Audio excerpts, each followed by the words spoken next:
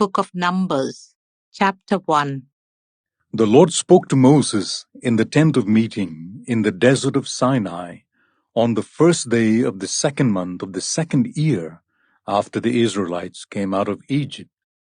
He said, "Take a census of the whole Israelite community by their clans and families, listing every man by name, one by one.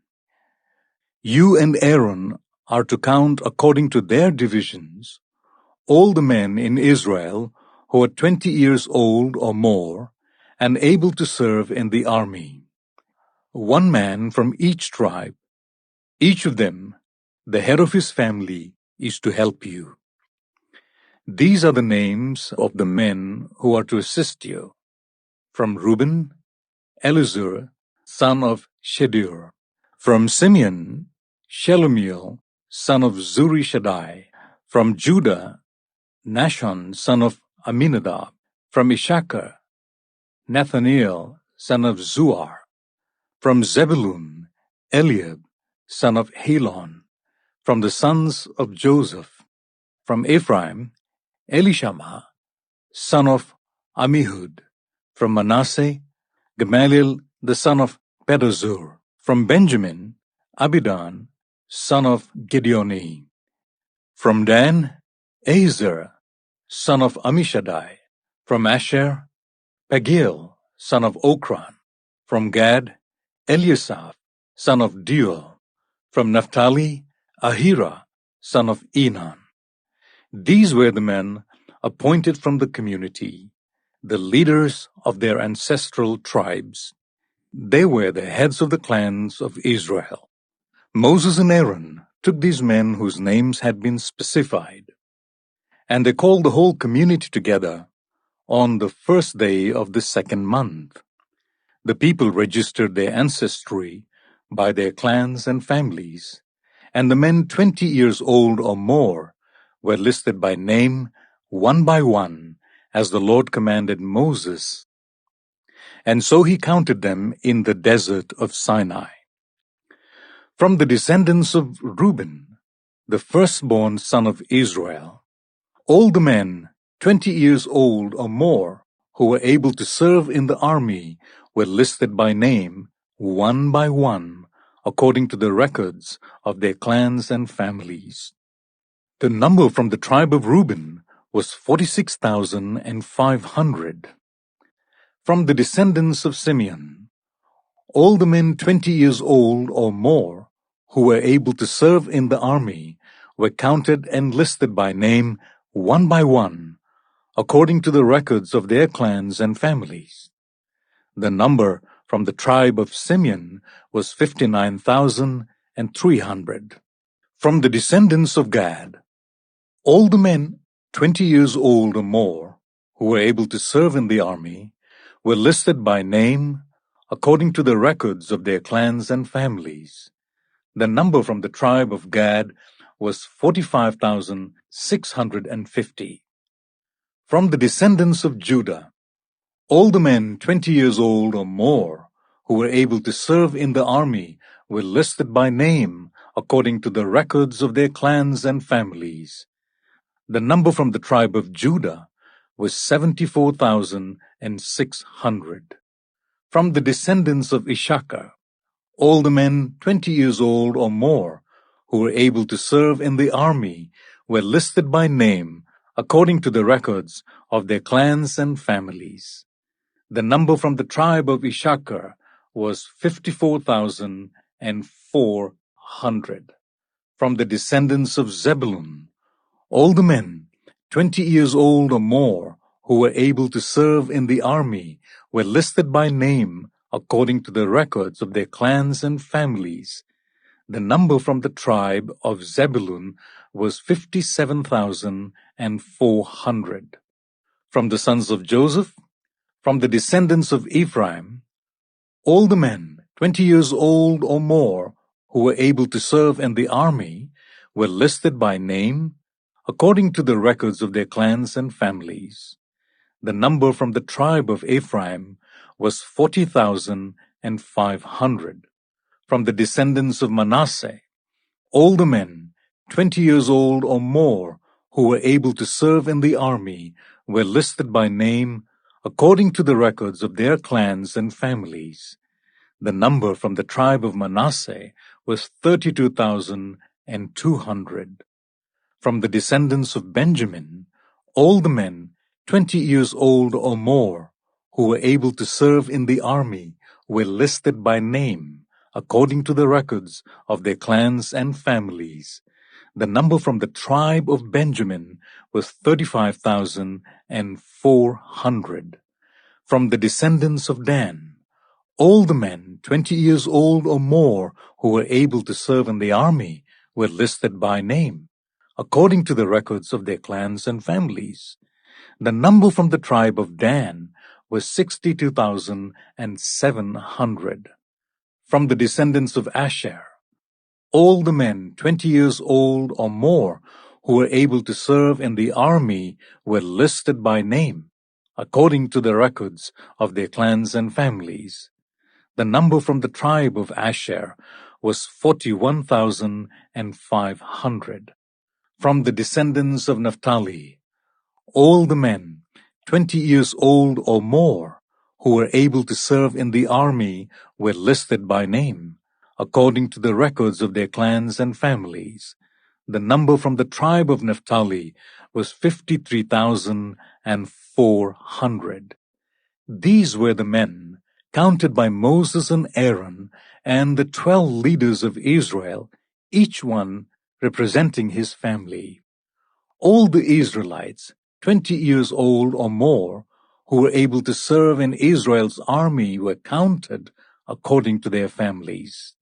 The total number was 603,550. The ancestral tribe of the Levites, however, was not counted along with the others.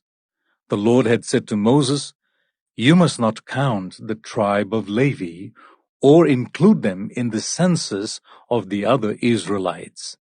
Instead, appoint the Levites to be in charge of the tabernacle of the covenant law over all its furnishings and everything belonging to it. They are to carry the tabernacle and all its furnishings.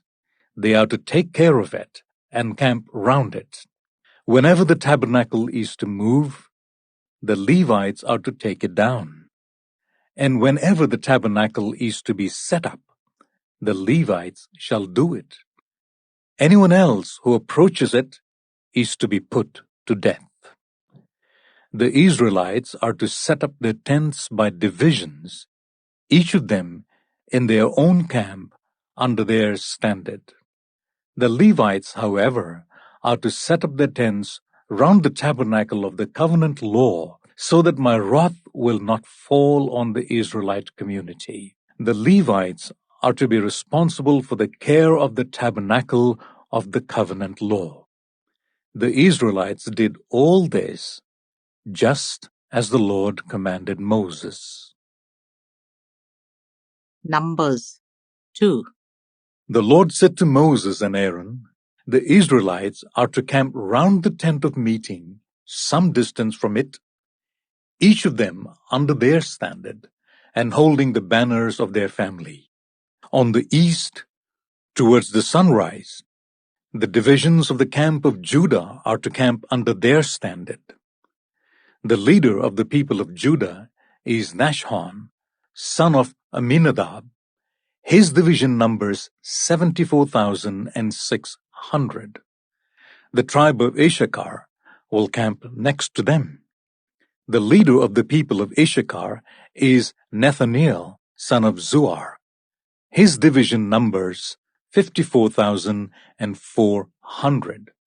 The tribe of Zebulun will be next. The leader of the people of Zebulun is Eliab, son of Helon. His division numbers 57,400. All the men assigned to the camp of Judah, according to their divisions, number 186,400. They will set out first. On the south will be the divisions of the camp of Reuben under their standard. The leader of the people of Reuben is Elizur, son of Shedeur. His division numbers 46,500. The tribe of Simeon will camp next to them. The leader of the people of Simeon is Shelumiel, son of Zurishaddai. His division numbers 59,300.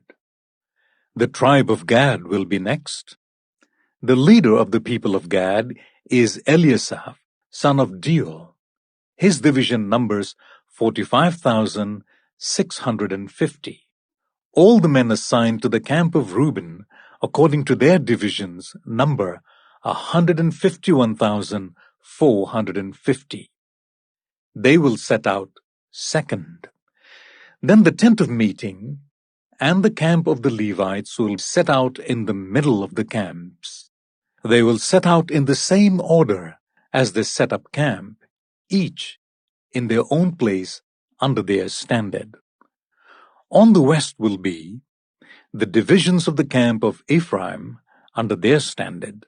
The leader of the people of Ephraim is Elishama, son of Amihud. His division numbers 40,500. The tribe of Manasseh will be next to them.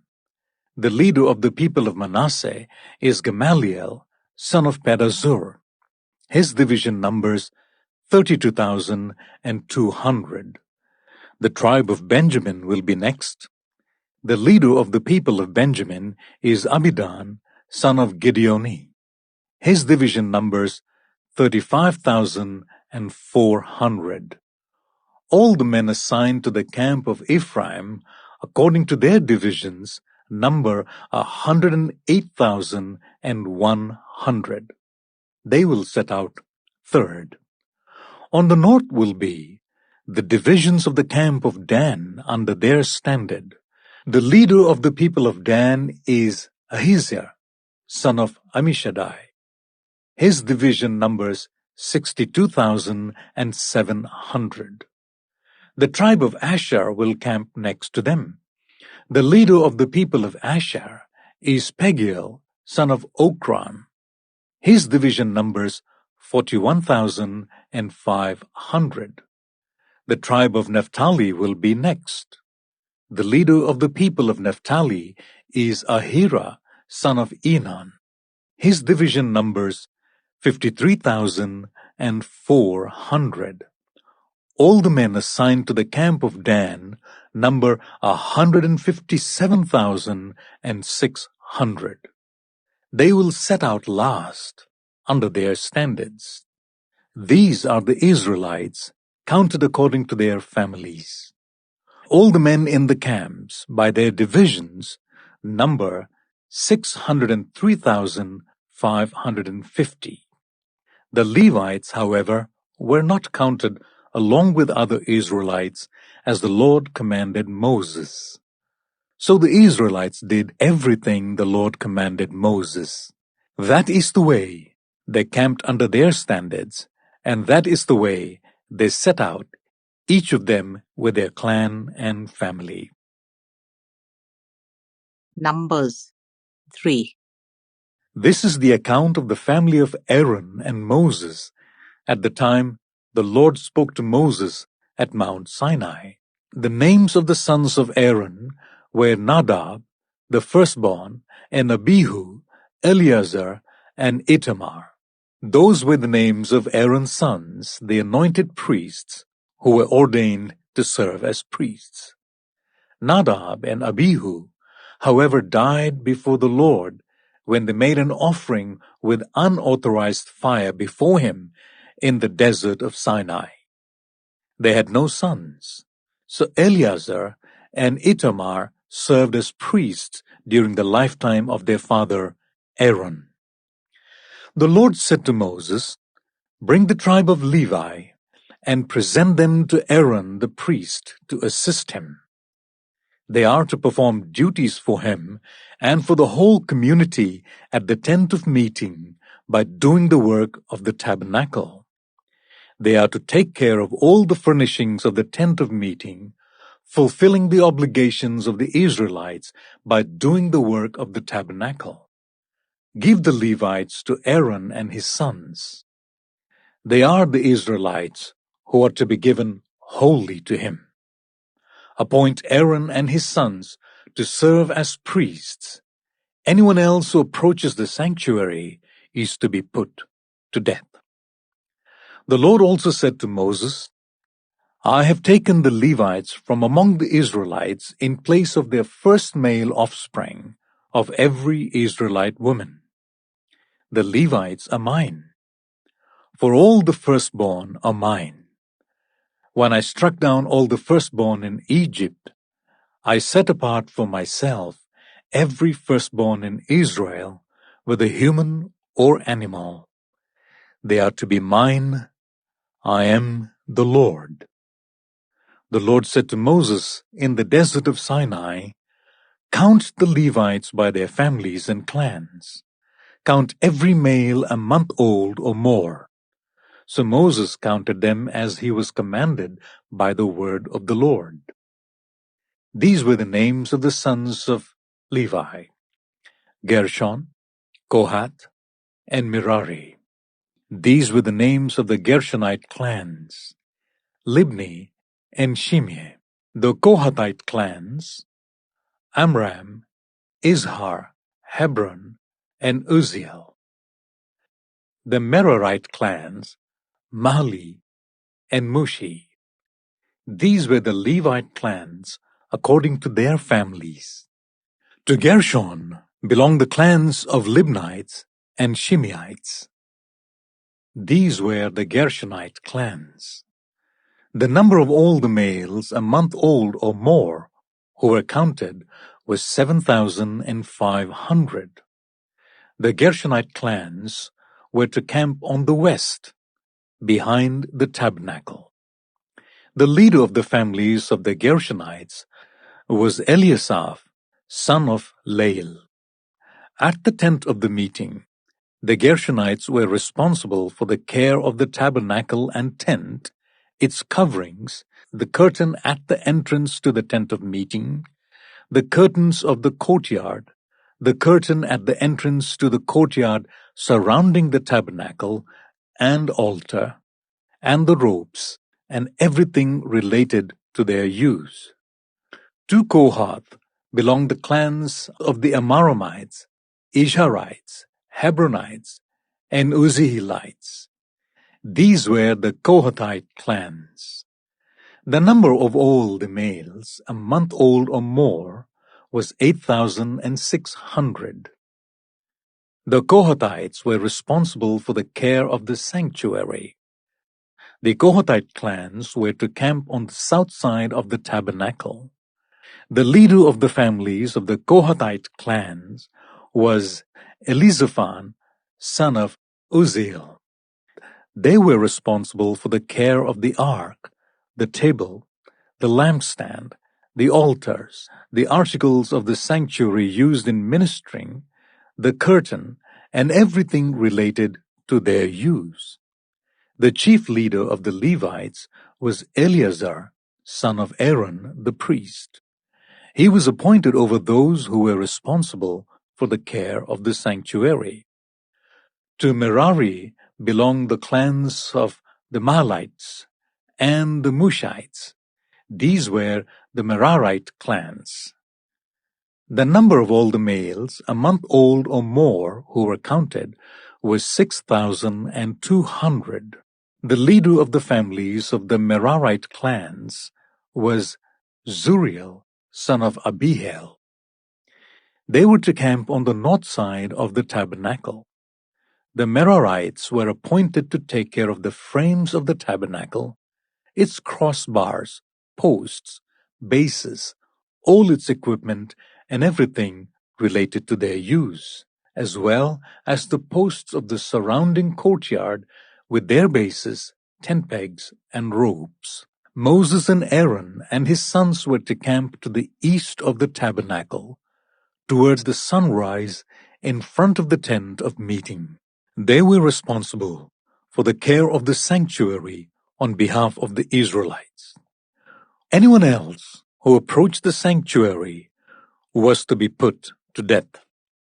The total number of Levites counted at the Lord's command by Moses and Aaron, according to their clans, including every male a month old or more, was 22,000.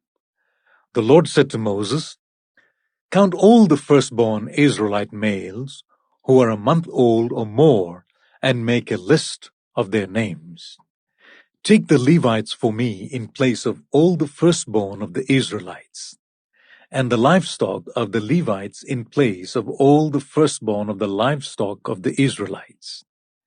I am the Lord."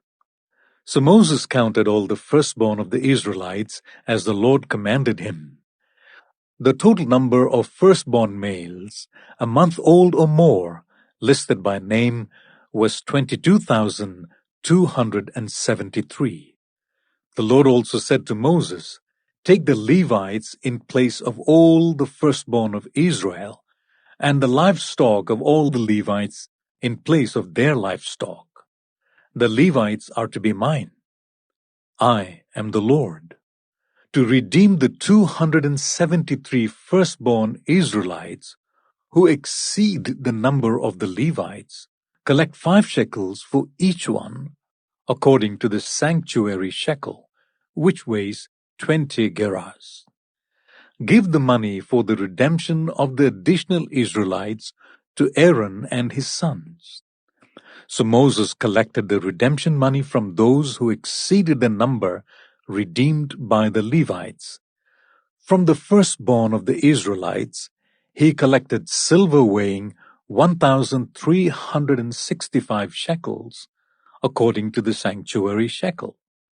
Moses gave the redemption money to Aaron and his sons, as he was commanded by the word of the Lord. Numbers 4. The Lord said to Moses and Aaron, "Take a census of the Kohathite branch of the Levites by their clans and families. Count all the men from 30 to 50 years of age who comes to serve in the work at the tent of meeting. This is the work of the Kohathites at the tent of meeting, the care of the most holy things. When the camp is to move, Aaron and his sons are to go in and take down the shielding curtain and put it over the ark of the covenant law. Then they are to cover the curtain with durable leather, spread a cloth of solid blue over that, and put the poles in place. Over the table of the presence, they are to spread a blue cloth and put on it the plates, dishes and bowls, and the jars for drink offerings.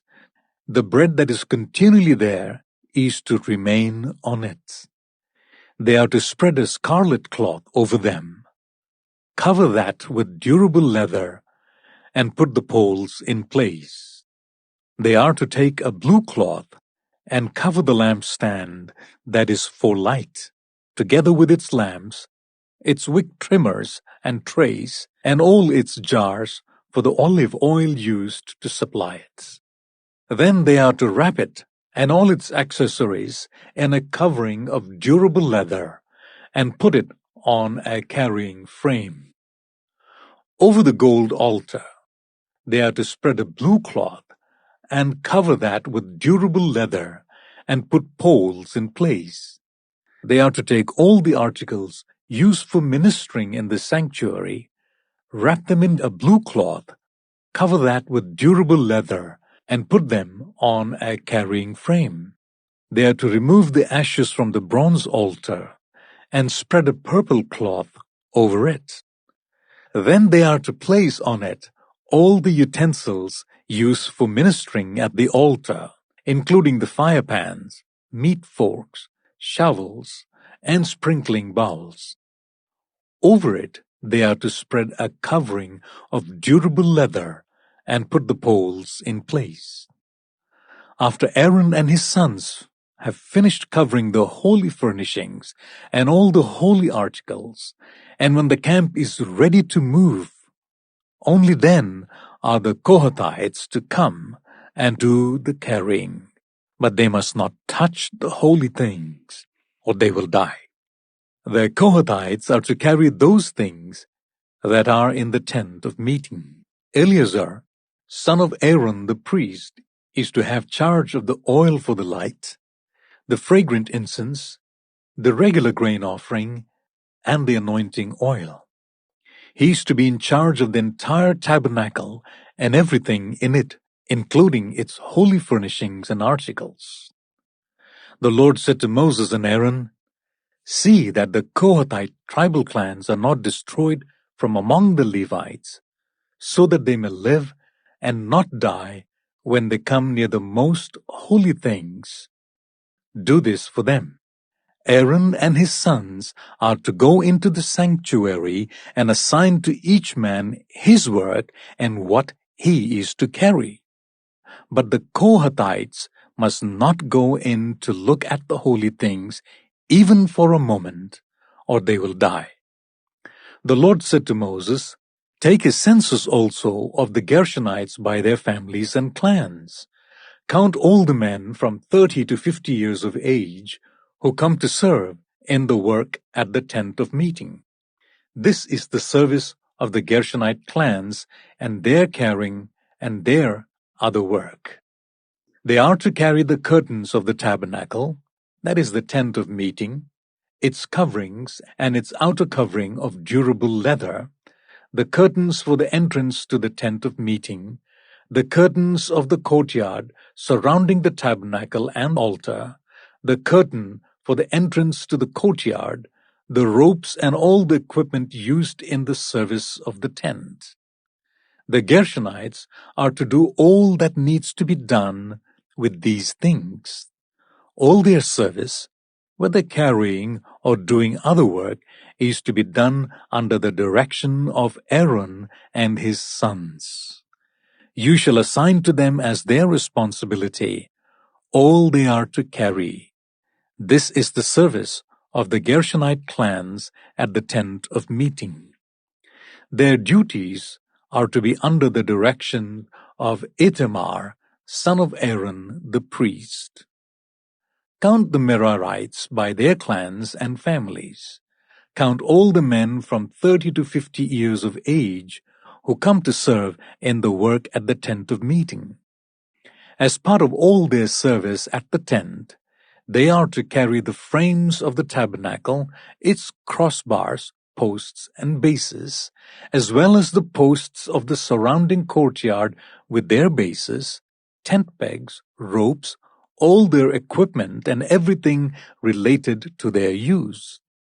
Assign to each man the specific things he is to carry. This is the service of the Merarite clans as they work at the tent of meeting under the direction of Ithamar, son of Aaron, the priest.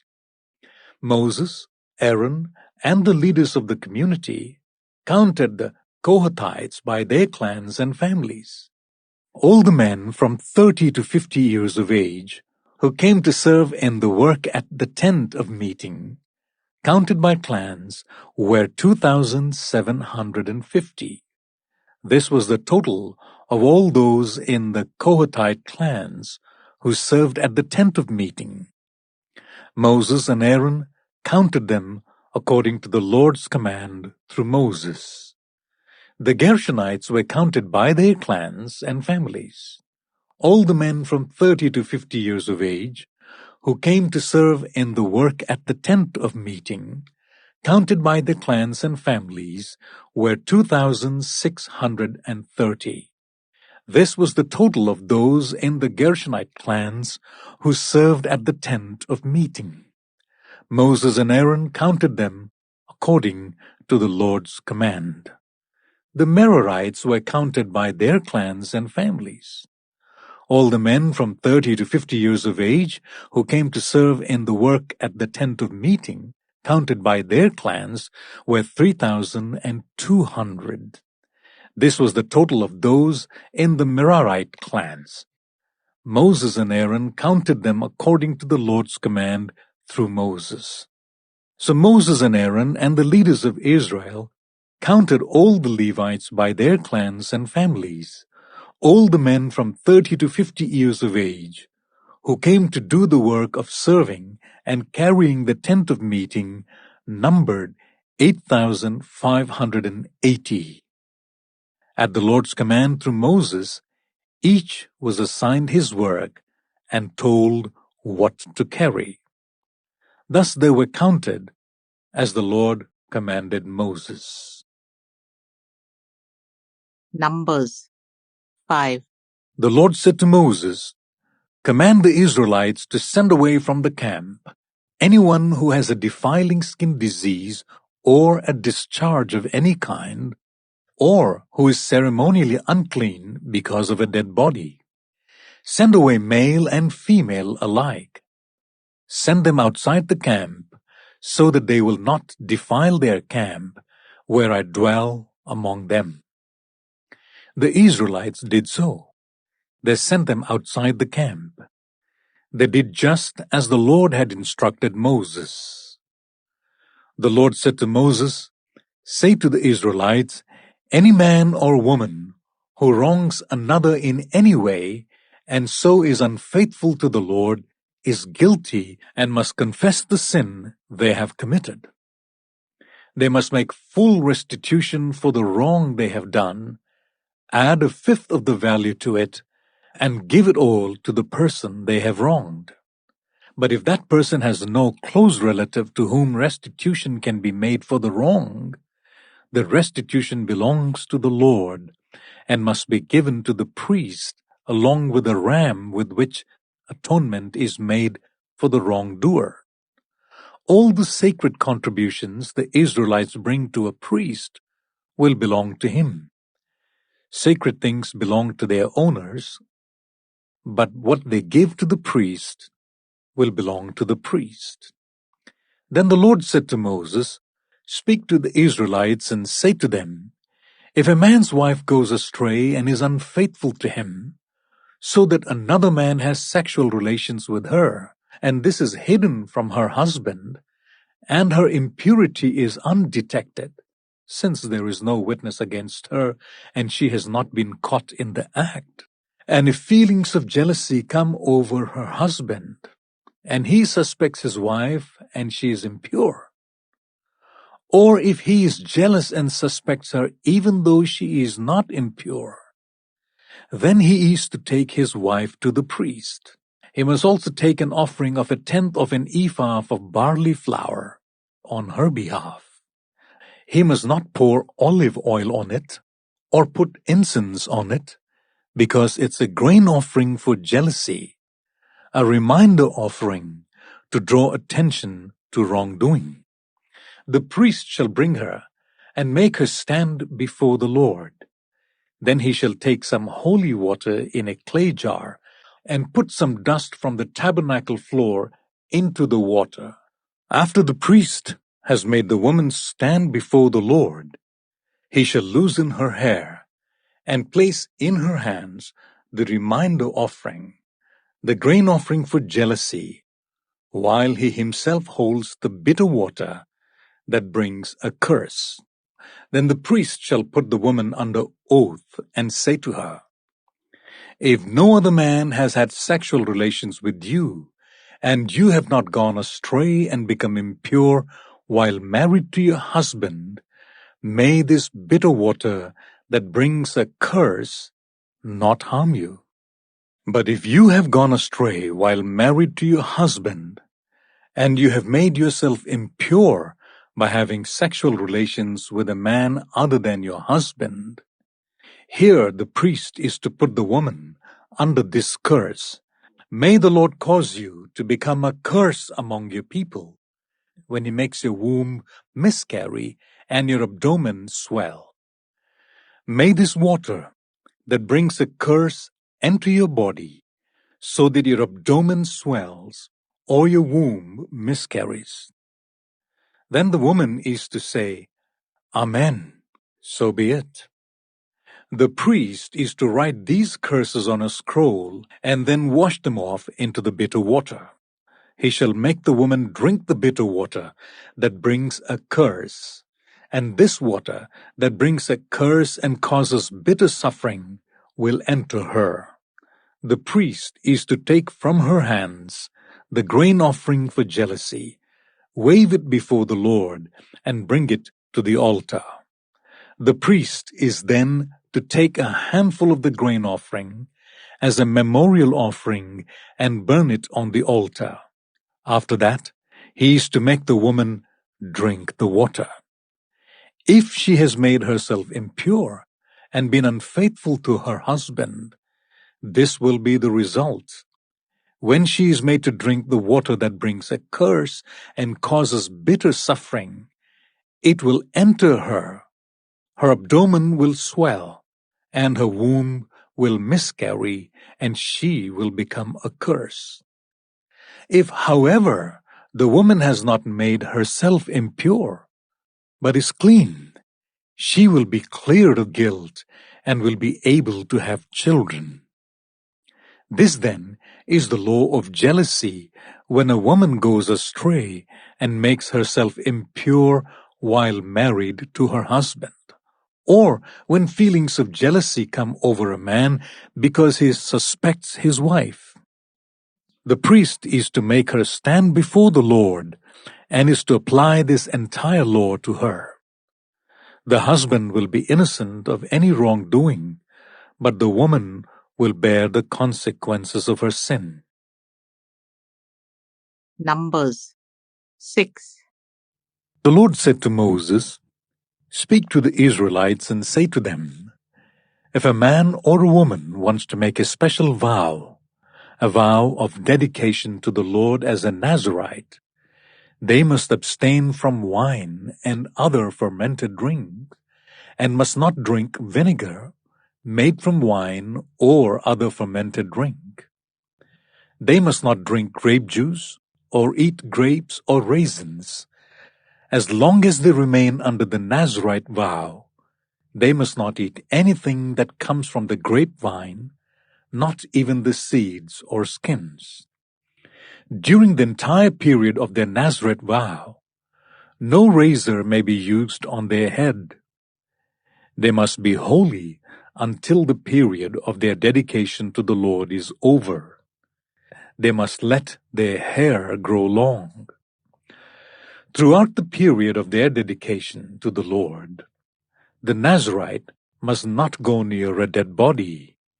Even if their own father or mother or brother or sister dies, they must not make themselves ceremonially unclean on account of them, because the symbol of their dedication to God is on their head. Throughout the period of their dedication, they are consecrated to the Lord. If someone dies suddenly in the Nazirite's presence, thus defiling the hair that symbolizes their dedication, they must shave their head on the seventh day, the day of their cleansing. Then on the 8th day, they must bring 2 doves or 2 young pigeons to the priest at the entrance to the tent of meeting. The priest is to offer one as a sin offering and the other as a burnt offering to make atonement for the Nazirite, because they sinned by being in the presence of the dead body. That same day, they are to consecrate their head again. They must rededicate themselves to the Lord for the same period of dedication, and must bring a year-old male lamb as a guilt offering. The previous days do not count because they became defiled during their period of dedication. Now this is the law of the Nazirite when the period of their dedication is over. They are to be brought to the entrance to the tent of meeting. There they are to present their offerings to the Lord, a year-old male lamb without defect for a burnt offering, a year-old ewe lamb without defect for a sin offering, a ram without defect for a fellowship offering, together with their grain offerings and drink offerings, and a basket of bread made with the finest flour and without yeast, thick loaves with olive oil mixed in, and thin loaves brushed with olive oil. The priest is to present all these before the Lord and make the sin offering and the burnt offering. He is to present the basket of the unleavened bread and is to sacrifice the ram as a fellowship offering to the Lord, together with its grain offering and drink offering. Then at the entrance to the tent of meeting, the Nazirite must shave off the hair that symbolizes their dedication. They are to take the hair and put it in the fire that is under the sacrifice of the fellowship offering. After the Nazirite has shaved off the hair that symbolizes their dedication, the priest is to place in their hands a boiled shoulder of the ram, and one thick loaf, and one thin loaf from the basket, both made without yeast. The priest shall then wave these before the Lord as a wave offering. They are holy and belong to the priest, together with the breast that was waved and the thigh that was presented. After that, the Nazirite may drink wine. This is the law of the Nazirite, who vows offerings to the Lord in accordance with their dedication, in addition to whatever else they can afford. They must fulfill the vows they have made, according to the law of the Nazirite. The Lord said to Moses, "Tell Aaron and his sons, this is how you are to bless the Israelites. Say to them, the Lord bless you and keep you. The Lord make his face shine on you and be gracious to you. The Lord turn his face towards you and give you peace. So they will put my name on the Israelites, and I will bless them." Numbers 7. When Moses finished setting up the tabernacle, he anointed and consecrated it and all its furnishings. He also anointed and consecrated the altar and all its utensils. Then the leaders of Israel, the heads of families who were the tribal leaders in charge of those who were counted, made offerings. They brought as their gifts before the Lord 6 covered carts and 12 oxen, an ox from each leader and a cart from every 2. These they presented before the tabernacle. The Lord said to Moses, "Accept these from them, that they may be used in the work at the tent of meeting. Give them to the Levites as each man's work requires." So Moses took the carts and oxen and gave them to the Levites. He gave 2 carts and 4 oxen to the Gershonites as their work required, and he gave 4 carts and 8 oxen to the Merarites as their work required. They were all under the direction of Ithamar, the son of Aaron the priest. But Moses did not give any to the Kohathites, because they were to carry on their shoulders the holy things for which they were responsible. When the altar was anointed, the leaders brought their offerings for its dedication and presented them before the altar. For the Lord had said to Moses, "Each day one leader is to bring his offering for the dedication of the altar." The one who brought his offering on the first day was Nashon, son of Amminadab of the tribe of Judah. His offering was 1 silver plate weighing 130 shekels, and 1 silver sprinkling bowl weighing 70 shekels, both according to the sanctuary shekel, each filled with the finest flour mixed with olive oil as a grain offering. 1 gold dish weighing 10 shekels, filled with incense. 1 young bull, 1 ram, and 1 male lamb a year old for a burnt offering. 1 male goat for a sin offering, and 2 oxen, 5 rams, 5 male goats, and 5 male lambs a year old to be sacrificed as a fellowship offering. This was the offering of Nashon, son of Amminadab.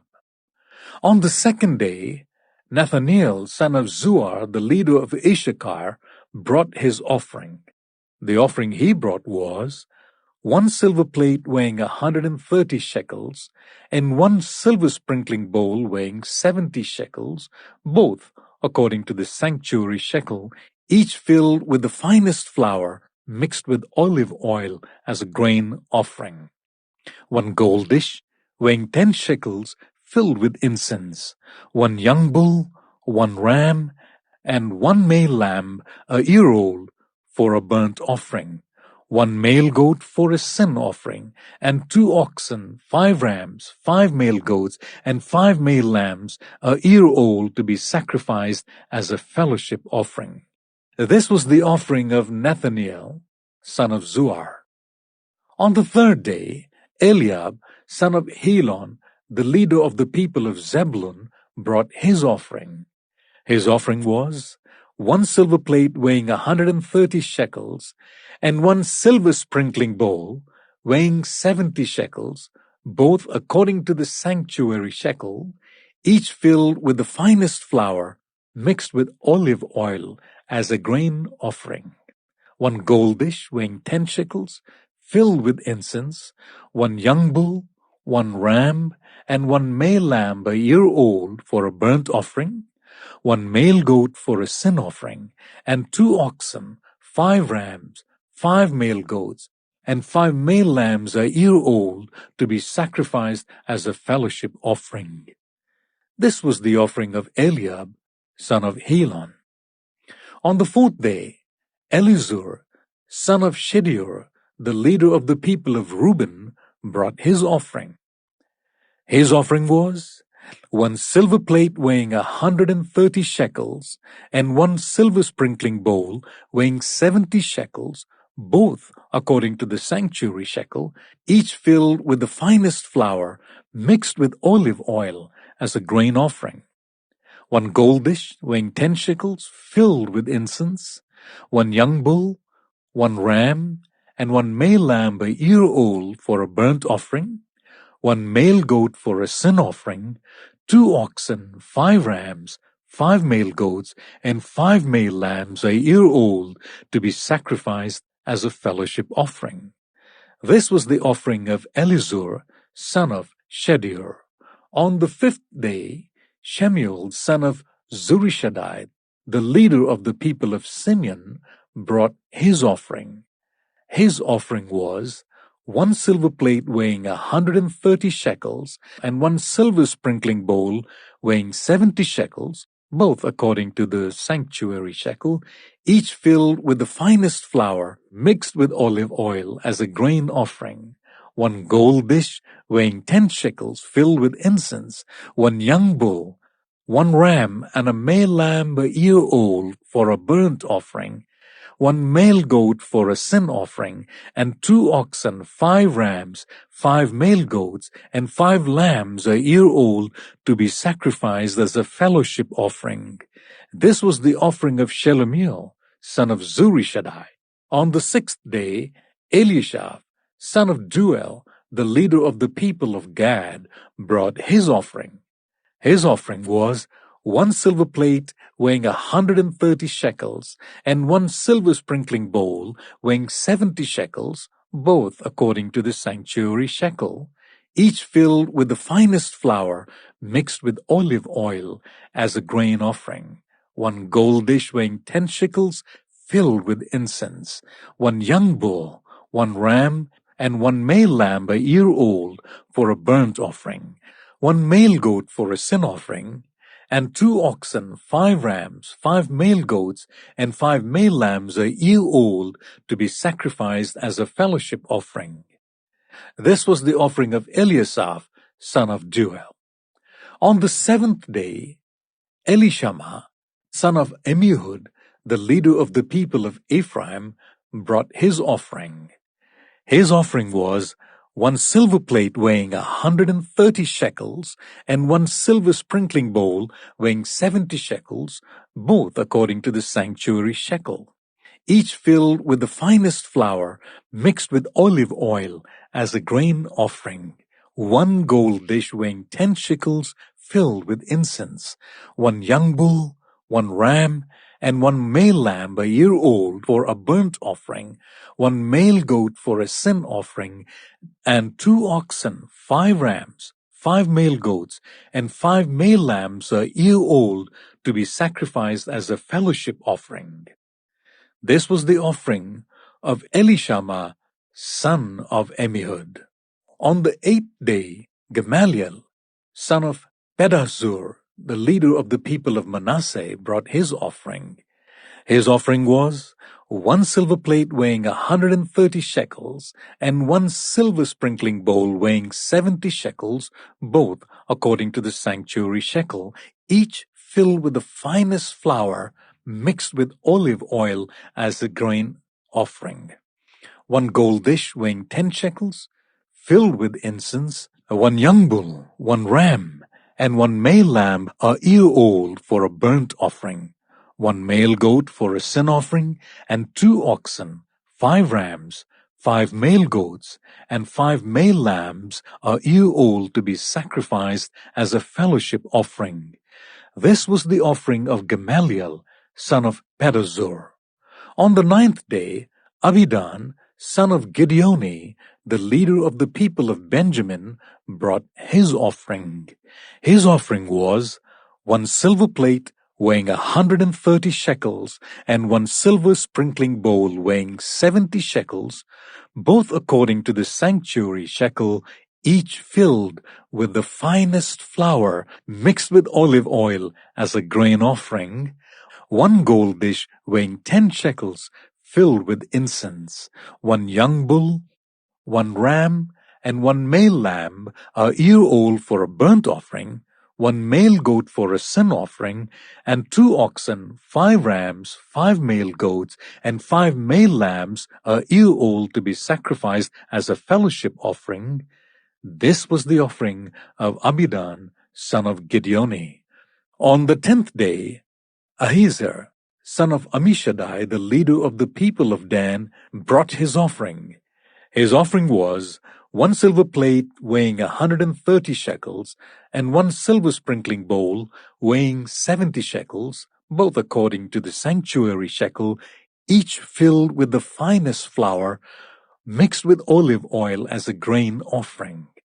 1 gold dish weighing 10 shekels filled with incense, 1 young bull, 1 ram, and 1 male lamb a year old for a burnt offering, 1 male goat for a sin offering, and 2 oxen, 5 rams, 5 male goats, and 5 male lambs a year old to be sacrificed as a fellowship offering.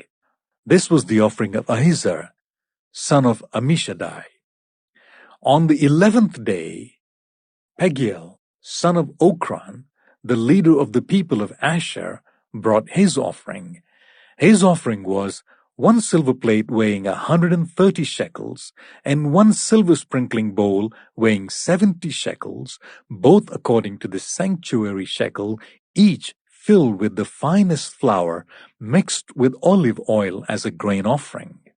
1 gold dish weighing 10 shekels filled with incense, 1 young bull, 1 ram, and 1 male lamb a year old for a burnt offering, 1 male goat for a sin offering, and 2 oxen, 5 rams, 5 male goats, and 5 male lambs a year old to be sacrificed as a fellowship offering. This was the offering of Pagiel, son of Okran. On the 12th day, Ahira, son of Enan, the leader of the people of Naphtali, brought his offering.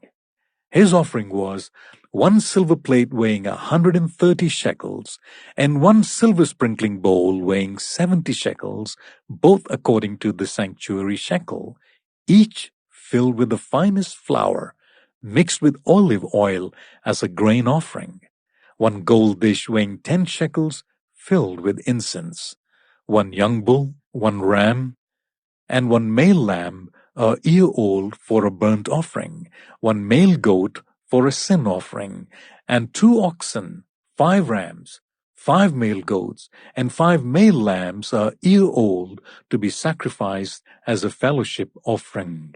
This was the offering of Ahira, son of Enan. These were the offerings of the Israelite leaders for the dedication of the altar when it was anointed: 12 silver plates, 12 silver sprinkling bowls, and 12 gold dishes. Each silver plate weighed 130 shekels, and each sprinkling bowl 70 shekels. Altogether, the silver dishes weighed 2,400 shekels, according to the sanctuary shekel. The 12 gold dishes, filled with the incense, weighed 10 shekels each, according to the sanctuary shekel. Altogether, the gold dishes weighed 120 shekels. The total number of animals for the burnt offering came to 12 young bulls, 12 rams, and 12 male lambs a year old, together with their grain offering. 12 male goats were used for the sin offering. The total number of animals for the sacrifice of the fellowship offering came to 24 oxen, 60 rams, 60 male goats, and 60 male lambs a year old. These were the offerings for the dedication of the altar after it was anointed. When Moses entered the tent of meeting to speak with the Lord, he heard the voice speaking to him from between the two cherubim above the atonement cover on the Ark of the Covenant law. In this way, the Lord spoke to him.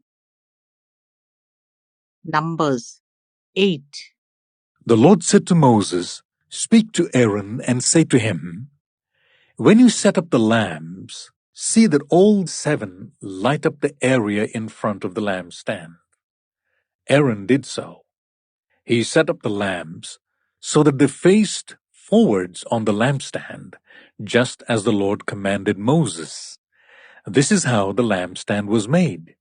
It was made of hammered gold from its base to its blossoms. The lampstand was made exactly like the pattern the Lord had shown Moses. The Lord said to Moses, "Take the Levites from among all the Israelites and make them ceremonially clean. To purify them, do this. Sprinkle the water of cleansing on them, then make them shave their whole bodies and wash their clothes, and so they will purify themselves. Make them take a young bull with its grain offering of the finest flour mixed with olive oil. Then you are to take the second young bull for a sin offering. Bring the Levites to the front of the tent of meeting and assemble the whole Israelite community. You are to bring the Levites before the Lord, and the Israelites are to lay their hands on them. Aaron is to present the Levites before the Lord as a wave offering from the Israelites, so that they may be ready to do the work of the Lord. Then the Levites are to lay their hands on the heads of the bulls, using one for a sin offering to the Lord and the other for a burnt offering, to make atonement for the Levites. Make the Levites stand in front of Aaron and his sons, and then present them as a wave offering to the Lord. In this way, you are to set the Levites apart from the other Israelites, and the Levites will be mine. After you have purified the Levites and presented them as a wave offering, they are to come and to do their work at the tent of meeting. They are the Israelites who are to be given wholly to me. I have taken them as my own in place of the firstborn, the first male offspring from every Israelite woman. Every firstborn male in Israel, whether human or animal, is mine. When I struck down all the firstborn in Egypt, I set them apart for myself. And I have taken the Levites in place of all the firstborn sons of Israel. From among all the Israelites, I have given the Levites as gifts to Aaron and his sons to do the work at the tent of meeting on behalf of the Israelites and to make atonement for them, so that no plague will strike the Israelites when they go near the sanctuary. Moses and Aaron and the whole Israelite community did with the Levites just as the Lord commanded Moses. The Levites purified themselves and washed their clothes. Then Aaron presented them as a wave offering before the Lord and made atonement for them to purify them. After that, the Levites came to do their work at the tent of meeting under the supervision of Aaron and his sons. They did with the Levites just as the Lord commanded Moses. The Lord said to Moses, "This applies to the Levites. Men 25 years old or more shall come to take part in the work at the tent of meeting. But at the age of 50, they must retire from their usual duties and work no longer. They may assist their brothers in performing their duties at the tent of meeting, but they themselves must not do the work." This, then, is how you're to assign the responsibilities of the Levites. Numbers 9. The Lord spoke to Moses in the desert of Sinai in the first month of the second year after they came out of Egypt. He said, "Make the Israelites celebrate the Passover at the appointed time. Celebrate it at the appointed time, at twilight on the 14th day of this month, in accordance with all its rules and regulations." So Moses told the Israelites to celebrate the Passover, and they did so in the desert of Sinai at twilight on the 14th day of the first month. The Israelites did everything just as the Lord commanded Moses. But some of them could not celebrate the Passover on that day because they were ceremonially unclean on account of a dead body. So they came to Moses and Aaron that same day and said to Moses, "We have become unclean because of a dead body. But why should we be kept from presenting the Lord's offering with the other Israelites at the appointed time?" Moses answered them, "Wait until I find out what the Lord commands concerning you." Then the Lord said to Moses, "Tell the Israelites, when any of you or your descendants are unclean because of a dead body, or are away on a journey, they are still to celebrate the Lord's Passover. But they are to do it on the 14th day of the second month at twilight. They are to eat the lamb together with the unleavened bread and bitter herbs. They must not leave any of it till the morning, or break any of its bones. When they celebrate the Passover, they must follow all the regulations.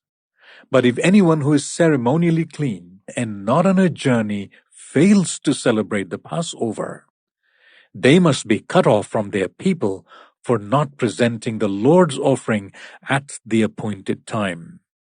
They will bear the consequences of their sin. A foreigner residing among you is also to celebrate the Lord's Passover in accordance with its rules and regulations. You must have the same regulations for both the foreigner and the native born. On the day the tabernacle, the tent of the covenant law, was set up, the cloud covered it. From evening till morning, the cloud above the tabernacle looked like fire. That is how it continued to be. The cloud covered it, and at night it looked like fire. Whenever the cloud lifted from above the tent, the Israelites set out. Wherever the cloud settled, the Israelites set up camp. At the Lord's command, the Israelites set out, and at his command, they set up camp. As long as the cloud stayed over the tabernacle, they remained in camp. When the cloud remained over the tabernacle a long time, the Israelites obeyed the Lord's order and did not set out. Sometimes the cloud was over the tabernacle for only a few days. At the Lord's command, they would set up camp, and then at his command, they would set out. Sometimes the cloud stayed only from evening till morning, and when it lifted in the morning, they set out, whether by day or by night. Whenever the cloud lifted, they set out. Whether the cloud stayed over the tabernacle for 2 days or a month or a year, the Israelites would remain in camp and not set out. But when it lifted, they would set out. At the Lord's command, they set up camp, and at the Lord's command, they set out. They obeyed the Lord's order in accordance with his command through Moses. Numbers 10. The Lord said to Moses, "Make 2 trumpets of hammered silver, and use them for calling the community together, and for the camps to set out. When both are sounded, the whole community is to assemble before you at the entrance to the tent of meeting. If only one is sounded, the leaders, the heads of the clans of Israel, are to assemble before you. When a trumpet blast is sounded, the tribes camping on the east are to set out. At the sounding of a second blast, the camps on the south are to set out. The blast will be the signal for setting out. To gather the assembly, blow the trumpets, but not with the signal for setting out.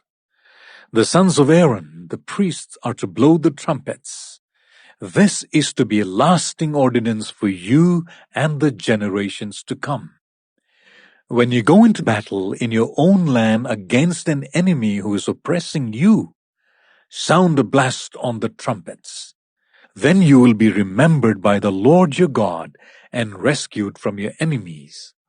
Also at your times of rejoicing, your appointed festivals and new moon feasts, you are to sound your trumpets over your burnt offerings and fellowship offerings, and they will be a memorial for you before your God. I am the Lord your God. On the 20th day of the 2nd month of the 2nd year, the cloud lifted from above the tabernacle of the covenant law. Then the Israelites set out from the desert of Sinai and traveled from place to place until the cloud came to rest in the desert of Paran. They set out this first time at the Lord's command through Moses. The divisions of the camp of Judah went first under their standard. Nahshon, the son of Amminadab, was in command. Nathaniel, son of Zuar, was over the division of the tribe of Issachar, and Eliab, son of Helon, was over the division of the tribe of Zebulun. Then the tabernacle was taken down, and the Gershonites and Merarites who carried it set out. The divisions of the camp of Reuben went next, under their standard. Elizur, son of Shedeur, was in command. Shelumiel, son of Zurishaddai, was over the division of the tribe of Simeon, and Eliasaph, son of Deuel, was over the division of the tribe of Gad. Then the Kohathites set out, carrying the holy things. The tabernacle was to be set up before they arrived. The divisions of the camp of Ephraim went next under their standard. Elishama, son of Amihud, was in command. Gamaliel, son of Pedazur, was over the division of the tribe of Manasseh, and Abidan, son of Gideoni, was over the division of the tribe of Benjamin. Finally, as the rear guard for all the units, the divisions of the camp of Dan set out under their standard. Ahiezer, the son of Ammishaddai, was in command. Pagiel, son of Okran, was over the division of the tribe of Asher, and Ahira, son of Enan, was over the division of the tribe of Naphtali. This was the order of march for the Israelite divisions, as they set out. Now Moses said to Hobab, son of Ruel the Midianite, Moses' father-in-law, "We are setting out for the place about which the Lord said, 'I will give it to you.' Come with us, and we will treat you well, for the Lord has promised good things to Israel." He answered, "No, I will not go. I am going back to my own land and my own people." But Moses said, "Please do not leave us. You know where we should camp in the wilderness, and you can be our eyes. If you come with us, we will share with you whatever good things the Lord gives us." So they set out from the mountain of the Lord and traveled for 3 days. The ark of the covenant of the Lord went before them during those 3 days to find them a place to rest. The cloud of the Lord was over them by day when they set out from the camp. Whenever the ark set out, Moses said, "Rise up, Lord. May your enemies be scattered. May your foes flee before you." Whenever it came to rest, he said, "Return, Lord, to the countless thousands of Israel." Numbers 11. Now the people complained about their hardships in the hearing of the Lord. And when he heard them, his anger was aroused. Then fire from the Lord burned among them and consumed some of the outskirts of the camp. When the people cried out to Moses, he prayed to the Lord, and the fire died down. So that place was called Taberah, because fire from the Lord had burned among them. The rabble with them began to crave other food. And again the Israelites started wailing and said, "If only we had meat to eat. We remember the fish we ate in Egypt at no cost. Also the cucumbers, melons, leeks, onions, and garlic. But now we have lost our appetite. We never see anything but this manna." The manna was like coriander seed and looked like raisin. The people went around gathering it, and then ground it in a hand mill or crushed it in a mortar. They cooked it in a pot or made it into loaves, and it tasted like something made with olive oil. When the dew settled on the camp at night, the manna also came down. Moses heard the people of every family wailing at the entrance to their tents. The Lord became exceedingly angry, and Moses was troubled. He asked the Lord, "Why have you brought this trouble on your servant? What have I done to displease you, that you put the burden of all these people on me? Did I conceive all these people? Did I give them birth? Why do you tell me to carry them in my arms, as a nurse carries an infant, to the land you promised on oath to their ancestors? Where can I get meat for all these people? They keep wailing to me, 'Give us meat to eat.' I cannot carry all these people by myself. The burden is too heavy for me. If this is how you are going to treat me, please go ahead and kill me right now if I have found favor in your eyes, and do not let me face my own ruin." The Lord said to Moses, "Bring me 70 of Israel's elders, who are known to you as leaders and officials among the people. Make them come to the tent of meeting, that they may stand there with you. I will come down and speak with you there. And I will take some of the power of the Spirit that is on you and put it on them. They will share the burden of the people with you, so that you will not have to carry it alone. Tell the people, 'Consecrate yourselves in preparation for tomorrow, when you will eat meat.' The Lord heard you when you wailed, 'If only we had meat to eat, we were better off in Egypt.' Now the Lord will give you meat, and you will eat it. You will not eat it just for 1 day or 2 days, or 5, 10, or 20 days, but for a whole month, until it comes out of your nostrils and you loathe it, because you have rejected the Lord who is among you, and have wailed before him, saying, 'Why did we ever leave Egypt?'" But Moses said, "Here I am among 600,000 men on foot, and you say, 'I will give them meat to eat for a whole month?' Would they have enough if flocks and herds were slaughtered for them?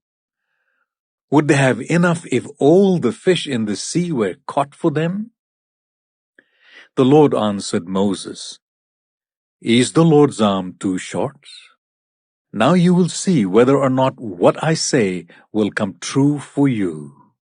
So Moses went out and told the people what the Lord had said. He brought together 70 of their elders and made them stand round the tent. Then the Lord came down in a cloud and spoke with him. And he took some of the power of the Spirit that was on him and put it on the 70 elders. When the Spirit rested on them, they prophesied, but did not do so again. However, 2 men, whose names were Eldad and Medad, had remained in the camp. They were listed among the elders, but did not go out to the tent. Yet the Spirit also rested on them, and they prophesied in the camp. A young man ran and told Moses, Eldad and Medad are prophesying in the camp. Joshua, son of Nun, who had been Moses' assistant since youth, spoke up and said, Moses, my Lord, stop them. But Moses replied, Are you jealous for my sake? I wish that all the Lord's people were prophets, and that the Lord would put his Spirit on them. Then Moses and the elders of Israel returned to the camp. Now a wind went out from the Lord and drove quail in from the sea. It scattered them up to 2 cubits deep all around the camp, as far as a day's walk in any direction. All that day and night, and all the next day the people went out and gathered quail. No one gathered less than 10 homers. Then they spread them out all round the camp. But while the meat was still between their teeth, and before it could be consumed, the anger of the Lord burned against the people, and he struck them with a severe plague. Therefore the place was named Kibroth Hattaavah, because there they buried the people who had craved other food. From Kibroth Hattaavah, the people traveled to Hazeroth and stayed there. Numbers 12. Miriam and Aaron began to talk against Moses because of his Cushite wife, for he had married a Cushite. Has the Lord spoken only through Moses? They asked. Hasn't he also spoken through us? And the Lord heard this. Now Moses was a very humble man, more humble than anyone else on the face of the earth. At once the Lord said to Moses, Aaron, and Miriam, Come out to the tent of meeting, all 3 of you. So the 3 of them went out. Then the Lord came down in a pillar of cloud. He stood at the entrance to the tent and summoned Aaron and Miriam. When the 2 of them stepped forward, he said, Listen to my words. When there is a prophet among you, I, the Lord, reveal myself to them in visions. I speak to them in dreams. But this is not true of my servant Moses. He is faithful in all my house. With him I speak face to face, clearly and not in riddles. He sees the form of the Lord. Why then were you not afraid to speak against my servant Moses? The anger of the Lord burned against them, and he left them. When the cloud lifted from above the tent, Miriam's skin was leprous. It became as white as snow. Aaron turned towards her and saw that she had a defiling skin disease. And he said to Moses, Please, my Lord, I ask you not to hold against us the sin we have so foolishly committed. Do not let her be like a stillborn infant coming from its mother's womb with its flesh half eaten away. So Moses cried out to the Lord, Please, God, heal her. The Lord replied to Moses, If her father had spat in her face, would she not have been in disgrace for 7 days? Confine her outside the camp for 7 days. After that, she can be brought back. So Miriam was confined outside the camp for 7 days, and the people did not move on till she was brought back. After that, the people left Hazeroth and camped in the desert of Paran. Numbers 13. The Lord said to Moses, "Send some men to explore the land of Canaan, which I'm giving to the Israelites. From each ancestral tribe, send one of its leaders." So at the Lord's command, Moses sent them out from the desert of Paran. All of them were leaders of the Israelites. These are their names. From the tribe of Reuben, Shammua, son of Zakur. From the tribe of Simeon, Shaphat, son of Hori. From the tribe of Judah, Caleb, son of Jephunneh. From the tribe of Issachar, Igal, son of Joseph. From the tribe of Ephraim, Hosea, son of Nun. From the tribe of Benjamin, Palti, son of Raphu. From the tribe of Zebulun, Gadiel, son of Sodi. From the tribe of Manasseh, a tribe of Joseph, Gadi, son of Susi. From the tribe of Dan, Amiel, son of Gamali. From the tribe of Asher, Sethur, son of Michael. From the tribe of Naphtali, Nahbi, son of Wapshi. From the tribe of Gad, Guel, son of Maki. These are the names of the men Moses sent to explore the land. Moses gave Hosea, son of Nun, the name Joshua. When Moses sent them to explore Canaan, he said, "Go up through the Negev and on into the hill country.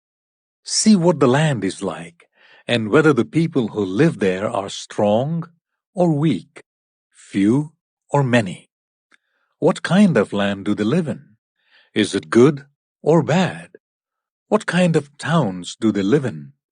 Are they unwalled or fortified? How is the soil?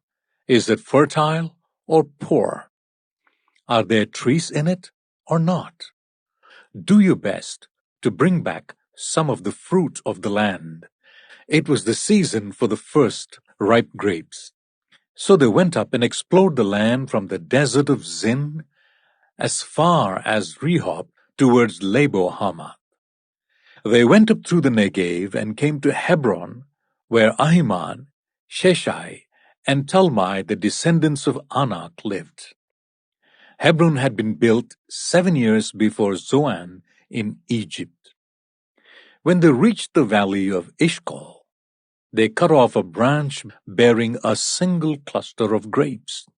2 of them carried it on a pole between them, along with some pomegranates and figs. That place was called the Valley of Eshcol because of the cluster of grapes the Israelites cut off there. At the end of 40 days, they returned from exploring the land.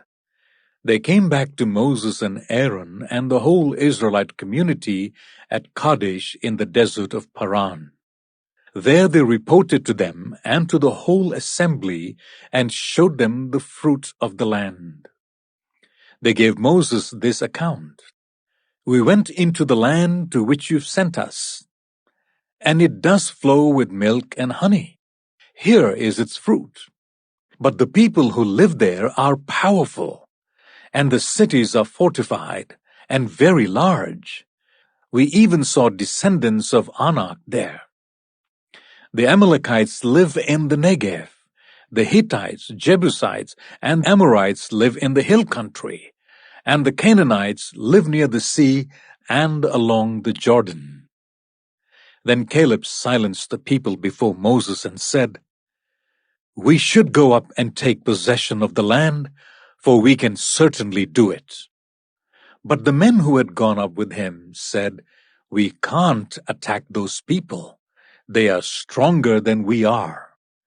And they spread among the Israelites a bad report about the land they had explored. They said, "The land we explored devours those living in it. All the people we saw there are of great size. We saw the Nephilim there. The descendants of Anak come from the Nephilim. We seemed like grasshoppers in our own eyes, and we looked the same to them." Numbers 14. That night, all the members of the community raised their voices and wept aloud. all the Israelites grumbled against Moses and Aaron, and the whole assembly said to them, "If only we had died in Egypt or in this wilderness! Why is the Lord bringing us to this land only to let us fall by the sword? Our wives and children will be taken as plunder. Wouldn't it be better for us to go back to Egypt?" And they said to each other, "We should choose a leader and go back to Egypt." Then Moses and Aaron fell face down in front of the whole Israelite assembly gathered there. Joshua son of Nun and Caleb son of Jephunneh, who were among those who explored the land, tore their clothes and said to the entire Israelite assembly, "The land we passed through and explored is exceedingly good. If the Lord is pleased with us, He will lead us into that land, a land flowing with milk and honey, and will give it to us. Only do not rebel against the Lord, and do not be afraid of the people of the land, because we will devour them. Their protection is gone, but the Lord is with us. Do not be afraid of them." But the whole assembly talked about stoning them. Then the glory of the Lord appeared at the tent of meeting to all the Israelites. The Lord said to Moses, "How long will this people treat me with contempt? How long will they refuse to believe in me in spite of all the signs I have performed among them? I will strike them down with a plague and destroy them, but I will make you into a nation greater and stronger than they." Moses said to the Lord, "Then the Egyptians will hear about it. By your power you brought these people up from among them, and they will tell the inhabitants of this land about it.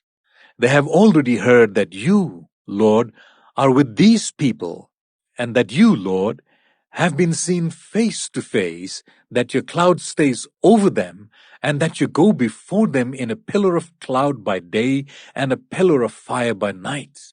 If you put all these people to death, leaving none alive, the nations who have heard this report about you will say, 'The Lord was not able to bring these people into the land He promised them on oath, so He slaughtered them in the wilderness.' Now may the Lord's strength be displayed, just as you have declared. The Lord is slow to anger, abounding in love, and forgiving sin and rebellion, yet He does not leave the guilty unpunished. He punishes the children for the sin of the parents to the third and fourth generation. In accordance with your great love, forgive the sin of these people, just as you have pardoned them from the time they left Egypt until now." The Lord replied, "I have forgiven them as you asked.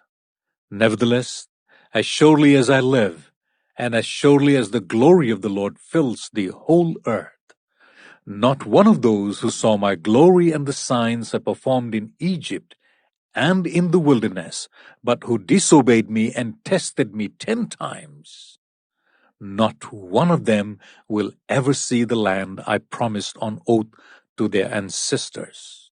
No one who has treated me with contempt will ever see it. But because my servant Caleb has a different spirit and follows me wholeheartedly, I will bring him into the land he went to, and his descendants will inherit it. Since the Amalekites and the Canaanites are living in the valleys, turn back tomorrow and set out towards the desert along the route to the Red Sea." The Lord said to Moses and Aaron, "How long will this wicked community grumble against me? I have heard the complaints of these grumbling Israelites. So tell them, 'As surely as I live, declares the Lord, I will do to you the very thing I heard you say. In this wilderness your bodies will fall, every one of you 20 years old or more, who was counted in the census and who has grumbled against me.'" Not one of you will enter the land I swore with uplifted hand to make your home, except Caleb, son of Jephunneh, and Joshua, son of Nun. As for your children, that you have said would be taken as plunder, I will bring them in to enjoy the land you have rejected. But your bodies will fall in this wilderness. Your children will be shepherds here for 40 years, suffering for your unfaithfulness until the last of your bodies lies in the wilderness. For 40 years, 1 year for each of the 40 days you explored the land, you will suffer for your sins and know what it is like to have me against you. I, the Lord, have spoken, and I will surely do these things to this whole wicked community which has banded together against me. They will meet their end in this wilderness. Here they will die. So the men Moses had sent to explore the land, who returned and made the whole community grumble against him by spreading a bad report about it, these men who were responsible for spreading the bad report about the land were struck down and died of a plague before the Lord. Of the men who went to explore the land, only Joshua son of Nun and Caleb son of Jephunneh survived. When Moses reported this to all the Israelites, they mourned bitterly. Early the next morning, they set out for the highest point in the hill country, saying, "Now we are ready to go up to the land the Lord promised. Surely we have sinned." But Moses said, "Why are you disobeying the Lord's command? This will not succeed. Do not go up, because the Lord is not with you.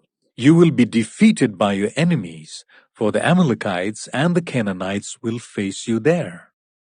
Because you have turned away from the Lord, he will not be with you, and you will fall by the sword." Nevertheless, in their presumption they went up towards the highest point in the hill country, though neither Moses nor the ark of the Lord's covenant moved from the camp. Then the Amalekites and the Canaanites, who lived in that hill country, came down and attacked them and beat them down all the way to Hormah. Numbers 15. The Lord said to Moses, "Speak to the Israelites and say to them, after you enter the land I am giving you as a home, and you present to the Lord food offerings from the herd or the flock, as an aroma pleasing to the Lord, whether burnt offerings or sacrifices, for special vows or freewill offerings, or festival offerings, then the person who brings an offering shall present to the Lord a grain offering of 1/10 of an ephah of the finest flour mixed with 1/4 of a hin of olive oil. With each lamb for the burnt offering or the sacrifice, prepare 1/4 of a hin of wine as a drink offering. With the ram, prepare a grain offering of 1/5 of an ephah of the finest flour, mixed with 1/3 of a hin of olive oil, and 1/3 of a hin of wine as a drink offering. Offer it as an aroma pleasing to the Lord. When you prepare a young bull as a burnt offering or sacrifice, for a special vow or fellowship offering to the Lord, bring the bull with a grain offering of 3/10 of an ephah of the finest flour mixed with 1/2 a hin of olive oil, and also bring 1/2 a hin of wine as a drink offering. This will be a food offering, an aroma pleasing to the Lord. Each bull or ram, each lamb or young goat is to be prepared in this manner. Do this for each one, for as many as you prepare. Everyone who is native-born must do these things in this way when they present a food offering as an aroma pleasing to the Lord, for the generations to come. Whenever a foreigner or anyone else living among you presents a food offering as an aroma pleasing to the Lord, they must do exactly as you do. The community is to have the same rules for you and for the foreigner residing among you. This is the lasting ordinance for the generations to come. You and the foreigner shall be the same before the Lord. The same laws and regulations will apply both to you and to the foreigner residing among you. The Lord said to Moses, "Speak to the Israelites and say to them, when you enter the land to which I am taking you, and you eat the food of the land, present a portion as an offering to the Lord. Present a loaf from the first of your ground meal, and present it as an offering from the threshing floor. Throughout the generations to come, you are to give this offering to the Lord from the first of your ground meal."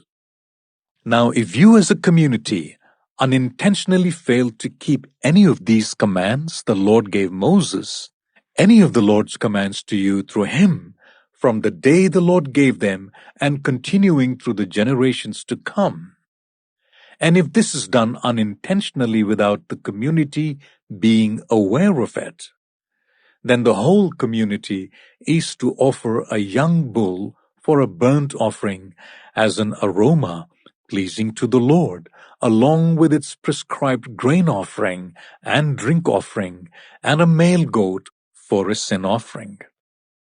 The priest is to make atonement for the whole Israelite community, and they will be forgiven, for it was not intentional, and they have presented to the Lord for their wrong a food offering and a sin offering. The whole Israelite community and the foreigners residing among them will be forgiven, because all the people were involved in the unintentional wrong. But if just one person sins unintentionally, that person must bring a year-old female goat for a sin offering. The priest is to make atonement before the Lord for the one who erred by sinning unintentionally, and when the atonement has been made, that person will be forgiven. One and the same law applies to everyone who sins unintentionally, whether a native-born Israelite or a foreigner residing among you. But anyone who sins defiantly, whether native-born or foreigner, utters blasphemy against the Lord and must be cut off from the people of Israel, because they have despised the Lord's word and broken his commands. They must surely be cut off. Their guilt remains on them. While the Israelites were in the wilderness, a man was found gathering wood on the Sabbath day. Those who found him gathering wood brought him to Moses and Aaron and the whole assembly, and they kept him in custody because it was not clear what should be done to him. Then the Lord said to Moses, "The man must die. The whole assembly must stone him outside the camp." So the assembly took him outside the camp and stoned him to death, as the Lord commanded Moses. The Lord said to Moses, "Speak to the Israelites and say to them, throughout the generations to come, you are to make tassels on the corners of your garments, with a blue cord on each tassel. You will have these tassels to look at, and so you will remember all the commands of the Lord, that you may obey them, and not prostitute yourselves by chasing after the lusts of your own heart and eyes. Then you will remember to obey all my commands, and will be consecrated to your God. I am the Lord your God, who brought you out of Egypt to be your God. I am the Lord your God." Numbers 16. Korah, the son of Izhar, the son of Kohath, the son of Levi, and certain Reubenites, Dathan and Abiram, sons of Eliab, and On, son of Peleth, became insolent and rose up against Moses. With them were 250 Israelite men, well-known community leaders, who had been appointed members of the council. They came up as a group to oppose Moses and Aaron and said to them, "You have gone too far. The whole community is holy, every one of them, and the Lord is with them. Why then do you set yourselves above the Lord's assembly?" When Moses heard this, he fell face down. Then he said to Korah and all his followers, "In the morning the Lord will show who belongs to him and who is holy, and he will make that person come near him. The man he chooses, he will cause to come near him. You, Korah, and all your followers are to do this. Take censers, and tomorrow put burning coals and incense in them before the Lord. The man the Lord chooses will be the one who is holy. You Levites have gone too far."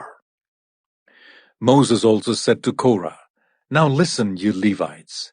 Isn't it enough for you that the God of Israel has separated you from the rest of the Israelite community and brought you near himself to do the work at the Lord's tabernacle and to stand before the community and minister to them?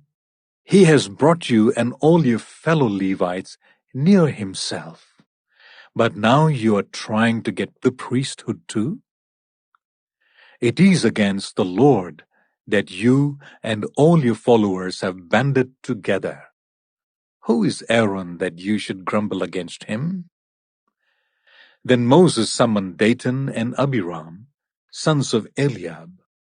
But they said, "We will not come. Isn't it enough that you have brought us up out of a land flowing with milk and honey to kill us in the wilderness? And now you also want to lord it over us. Moreover, you haven't brought us into a land flowing with milk and honey, or given us an inheritance of fields and vineyards. Do you want to treat these men like slaves? No, we will not come." Then Moses became very angry and said to the Lord, "Do not accept their offering. I have not taken so much as a donkey from them, nor have I wronged any of them." Moses said to Korah, "You and all your followers are to appear before the Lord tomorrow. You and they and Aaron. Each man is to take his censer and put incense in it, 250 censers in all, and present it before the Lord. You and Aaron are to present your censers also." So each of them took his censer, put burning coals and incense in it, and stood with Moses and Aaron at the entrance to the tent of meeting. When Korah had gathered all his followers in opposition to them at the entrance to the tent of meeting, the glory of the Lord appeared to the entire assembly. The Lord said to Moses and Aaron, "Separate yourselves from this assembly, so that I can put an end to them at once." But Moses and Aaron fell face down and cried out, "O God, the God who gives breath to all living things, will you be so angry with the entire assembly when only one man sins?" Then the Lord said to Moses, "Say to the assembly, move away from the tents of Korah, Dathan, and Abiram." Moses got up and went to Dathan and Abiram, and the elders of Israel followed him. He warned the assembly, "Move back from the tents of these wicked men. Do not touch anything belonging to them, or you will be swept away because of all their sins." So they moved away from the tents of Korah, Dathan, and Abiram. Dathan and Abiram had come out and were standing with their wives, children, and little ones at the entrances to their tents.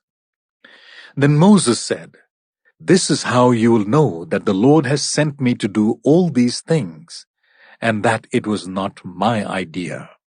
If these men die a natural death and suffer the fate of all mankind, then the Lord has not sent me.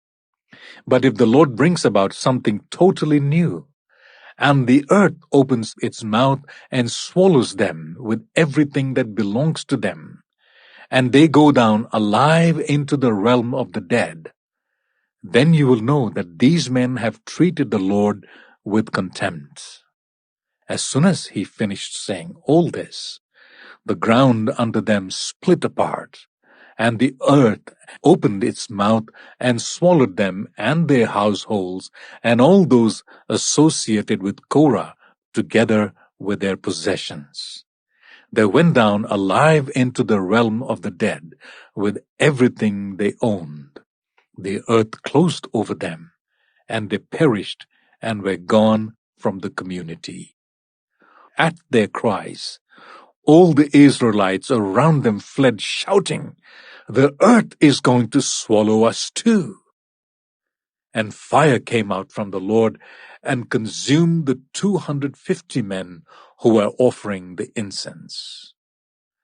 The Lord said to Moses, "Tell Eleazar, son of Aaron the priest, to remove the censers from the charred remains and scatter the coals some distance away, for the censers are holy, the censers of men who sinned at the cost of their lives. Hammer the censers into sheets to overlay the altar, for they were presented before the Lord and have become holy. Let them be a sign to the Israelites." So Eleazar the priest collected the bronze censers brought by those who had been burnt to death, and he had them hammered out to overlay the altar, as the Lord directed him through Moses. This was to remind the Israelites that no one except a descendant of Aaron should come to burn incense before the Lord, or he would become like Korah and his followers. The next day, the whole Israelite community grumbled against Moses and Aaron. "You have killed the Lord's people," they said. But when the assembly gathered in opposition to Moses and Aaron and turned towards the tent of meeting, suddenly the cloud covered it, and the glory of the Lord appeared. Then Moses and Aaron went to the front of the tent of meeting, and the Lord said to Moses, "Get away from this assembly, so that I can put an end to them at once." And they fell face down. Then Moses said to Aaron, "Take your censer and put incense in it, along with burning coals from the altar, and hurry to the assembly to make atonement for them. Wrath has come out from the Lord. The plague has started." So Aaron did as Moses said, and ran into the midst of the assembly. The plague had already started among the people, but Aaron offered the incense and made atonement for them. He stood between the living and the dead, and the plague stopped. But 14,700 people died from the plague, in addition to those who had died because of Korah. Then Aaron returned to Moses at the entrance to the tent of meeting, for the plague had stopped. Numbers 17. The Lord said to Moses, "Speak to the Israelites and get 12 staffs from them, one from each leader of each of their ancestral tribes. Write the name of each man on his staff. On the staff of Levi, write Aaron's name, for there must be one staff for the head of each ancestral tribe. Place them in the tent of meeting, in front of the ark of the covenant law, where I meet with you. The staff belonging to the man I choose will sprout, and I will rid myself of this constant grumbling against you by the Israelites." So Moses spoke to the Israelites, and their leaders gave him 12 staffs, one for the leader of each of their ancestral tribes, and Aaron's staff was among them. Moses placed the staffs before the Lord in the tent of the covenant law. The next day Moses entered the tent and saw that Aaron's staff, which represented the tribe of Levi, had not only sprouted, but had budded, blossomed, and produced almonds.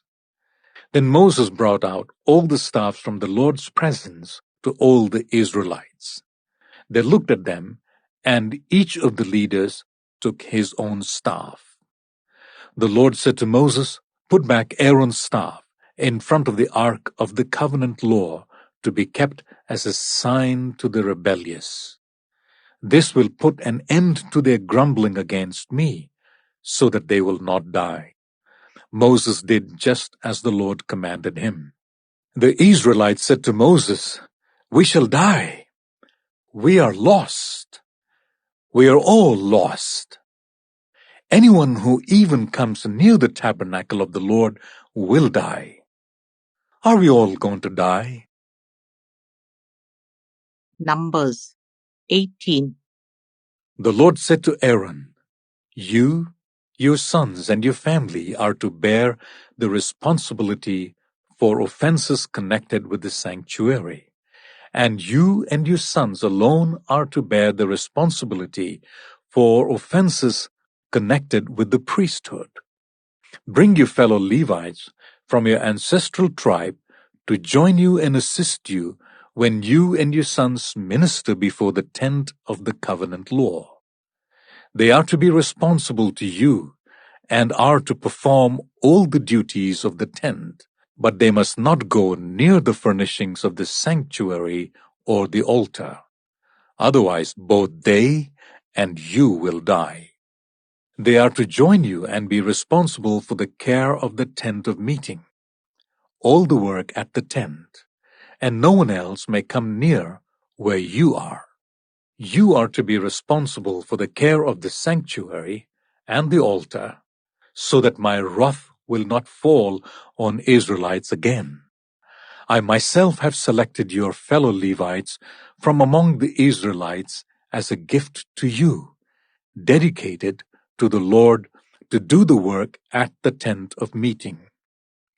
But only you and your sons may serve as priests in connection with everything at the altar and inside the curtain. I'm giving you the service of priesthood as a gift. Anyone else who comes near the sanctuary is to be put to death." Then the Lord said to Aaron, "I myself have put you in charge of the offerings presented to me. All the holy offerings the Israelites give me, I give to you and your sons as your portion, your perpetual share. You are to have the part of the most holy offerings that is kept from the fire. From all the gifts they bring me as most holy offerings, whether grain or sin or guilt offerings, that part belongs to you and your sons. Eat it as something most holy. Every male shall eat it. You must regard it as holy. This also is yours, whatever is set aside from the gifts of all the wave offerings of the Israelites. I give this to you and your sons and daughters as your perpetual share. Everyone in your household who is ceremonially clean may eat it. I give you all the finest olive oil, and all the finest new wine and grain they give to the Lord as the firstfruits of their harvest. All the land's firstfruits that they bring to the Lord will be yours. Everyone in your household who is ceremonially clean may eat it. Everything in Israel that is devoted to the Lord is yours. The first offspring of every womb, both human and animal, that is offered to the Lord is yours. But you must redeem every firstborn son and every firstborn male of unclean animals. When they are a month old, you must redeem them at the redemption price set at 5 shekels of silver, according to the sanctuary shekel, which weighs 20 gerahs. But you must not redeem the firstborn of an ox, a sheep, or a goat. They are holy. Splash their blood against the altar, and burn their fat as a food offering, an aroma pleasing to the Lord. Their meat is to be yours, just as the breast of the wave offering and the right thigh are yours. Whatever is set aside from the holy offerings the Israelites present to the Lord, I give to you and your sons and daughters as your perpetual share. It is an everlasting covenant of salt before the Lord for both you and your offspring. The Lord said to Aaron, You will have no inheritance in their land, nor will you have any share among them. I am your share and your inheritance among the Israelites. I give to the Levites all the tithes in Israel as their inheritance in return for the work they do while serving at the tent of meeting. From now on, the Israelites must not go near the tent of meeting, or they will bear the consequences of their sin and will die. It is the Levites who are to do the work at the tent of meeting and bear the responsibility for any offenses they commit against it. This is a lasting ordinance for the generations to come. They will receive no inheritance among the Israelites. Instead, I give to the Levites as their inheritance the tithes that the Israelites present as an offering to the Lord.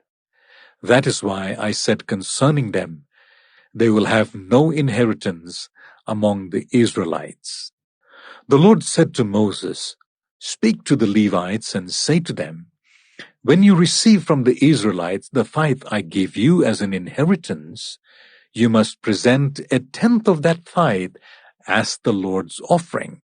Your offering will be reckoned to you as grain from the threshing floor or juice from the winepress.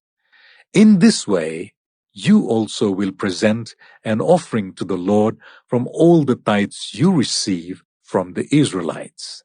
From these tithes, you must give the Lord's portion to Aaron the priest. You must present as the Lord's portion the best and holiest part of everything given to you. Say to the Levites, When you present the best part, it will be reckoned to you as the product of the threshing floor or the winepress. You and your household may eat the rest of it anywhere, for it is your wages for your work at the tent of meeting. By presenting the best part of it, you will not be guilty in this matter. Then you will not defile the holy offerings of the Israelites, and you will not die. Numbers 19. The Lord said to Moses and Aaron, This is a requirement of the law that the Lord has commanded.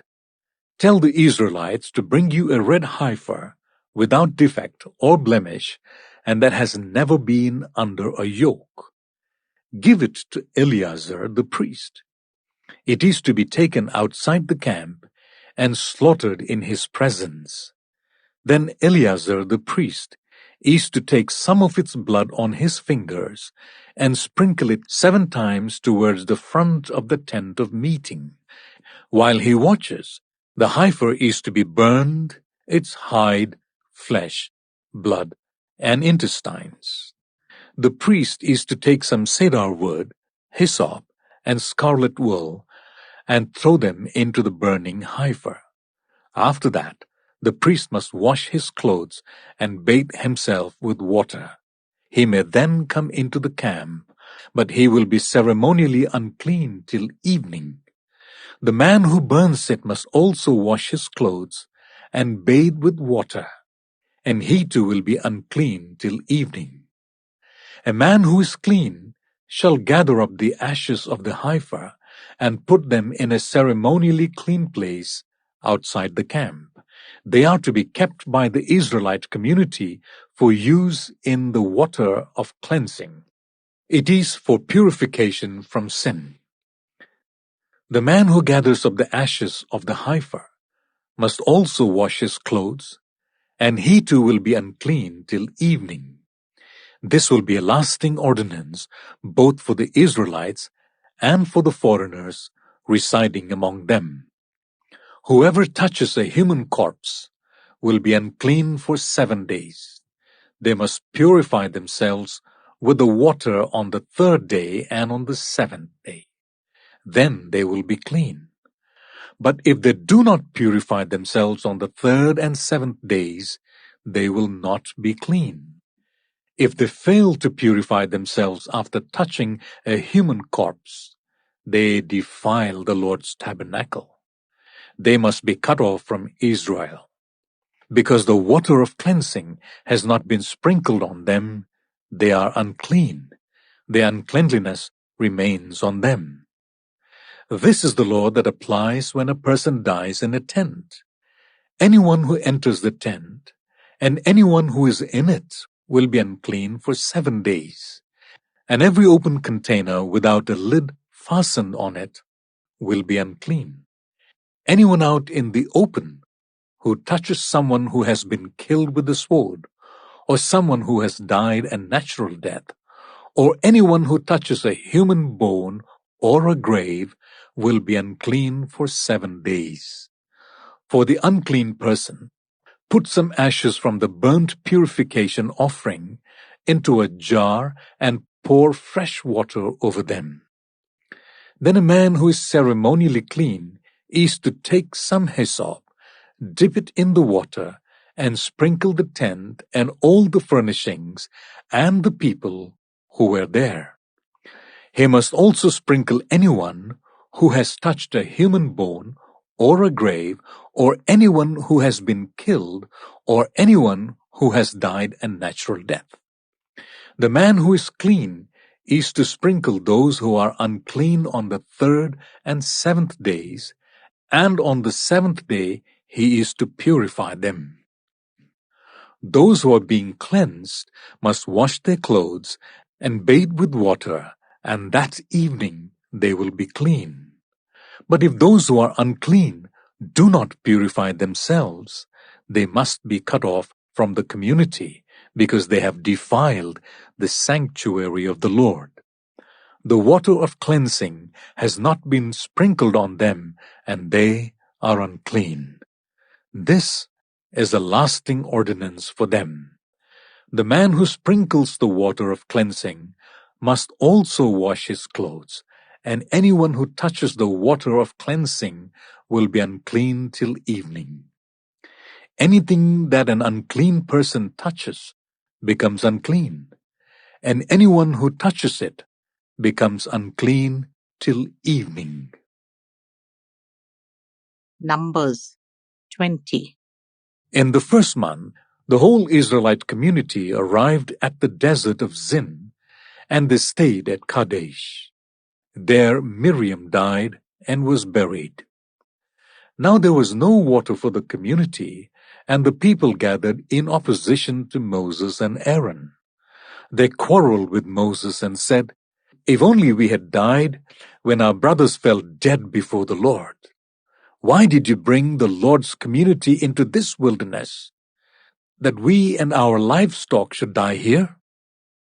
Why did you bring us up out of Egypt to this terrible place?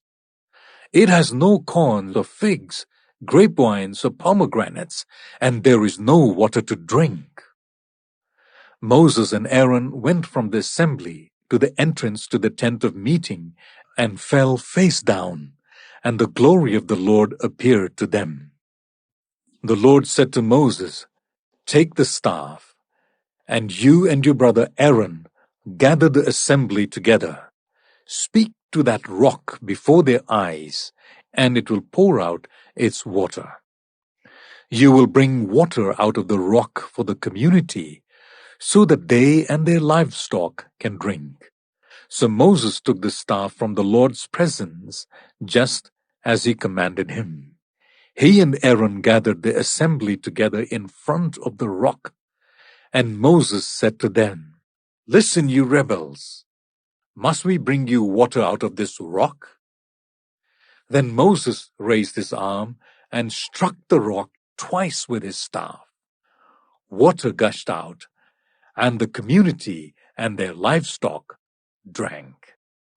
But the Lord said to Moses and Aaron, "Because you did not trust in me enough to honor me as holy in the sight of the Israelites, you will not bring this community into the land I give them."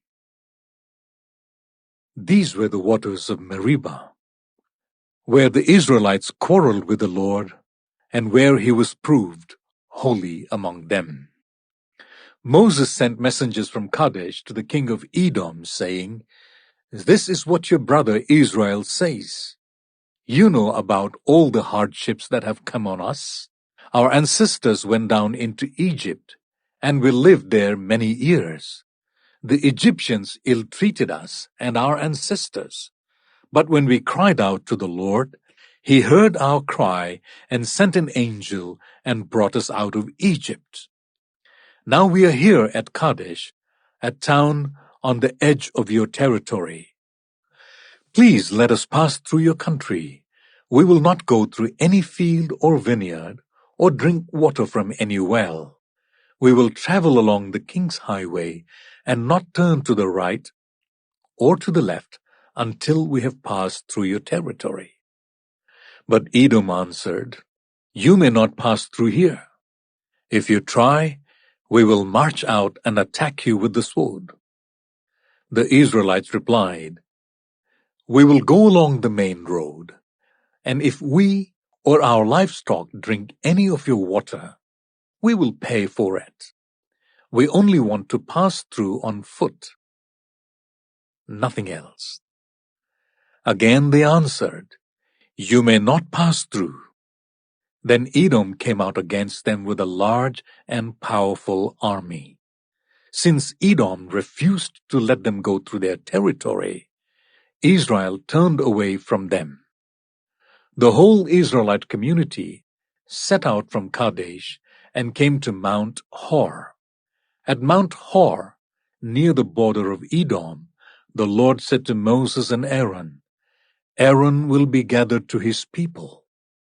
He will not enter the land I give the Israelites, because both of you rebelled against my command at the waters of Meribah.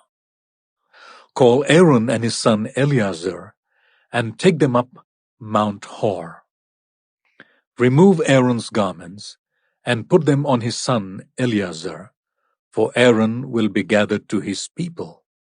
He will die there." Moses did as the Lord commanded. They went up Mount Hor in the sight of the whole community.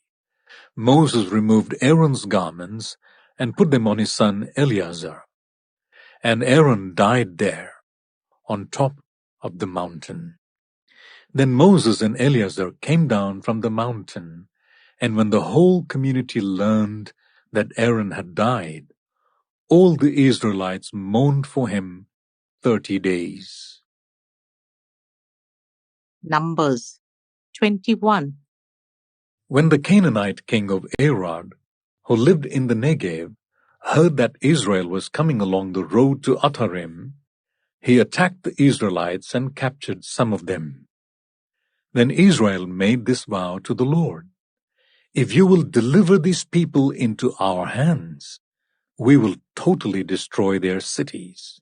The Lord listened to Israel's plea and gave the Canaanites over to them. They completely destroyed them and their towns, so the place was named Hormah. They traveled from Mount Hor along the route to the Red Sea to go round Edom. But the people grew impatient on the way. They spoke against God and against Moses, and said, "Why have you brought us up out of Egypt to die in the wilderness? There is no bread, there is no water, and we detest this miserable food." Then the Lord sent venomous snakes among them. They bit the people, and many Israelites died. The people came to Moses and said, "We sinned when we spoke against the Lord and against you. pray that the Lord will take the snakes away from us." So Moses prayed for the people. The Lord said to Moses, "Make a snake and put it up on a pole. Anyone who is bitten can look at it and live." So Moses made a bronze snake and put it up on a pole. Then when anyone who was bitten by a snake and looked at the bronze snake, they lived. The Israelites moved on and camped at Oboth. Then they set out from Oboth and camped in Abarim in the wilderness that faces Moab towards the sunrise. From there they moved on and camped in the Zered Valley. They set out from there and camped alongside the Arnon, which is in the wilderness extending into Amorite territory. The Arnon is the border of Moab between Moab and the Amorites. That is why the book of the wars of the Lord says, "Zahab in Supa and the ravines, the Arnon and the slopes of the ravines that led to the settlement of Ar and lie along the border of Moab." From there they continued on to Beer, the well where the Lord said to Moses, "Gather the people together, and I will give them water." Then Israel sang this song, "Spring up, O well, sing about it, about the well that the princes dug, that the nobles of the people sank, the nobles with scepters and staffs." Then they went from the wilderness to Mattanah, from Mattanah to Nahalel, from Nahalel to Bamoth, and from Bamoth to the valley in Moab, where the top of Pisgah overlooks the wasteland. Israel sent messengers to say to Sihon, king of the Amorites, "Let us pass through your country.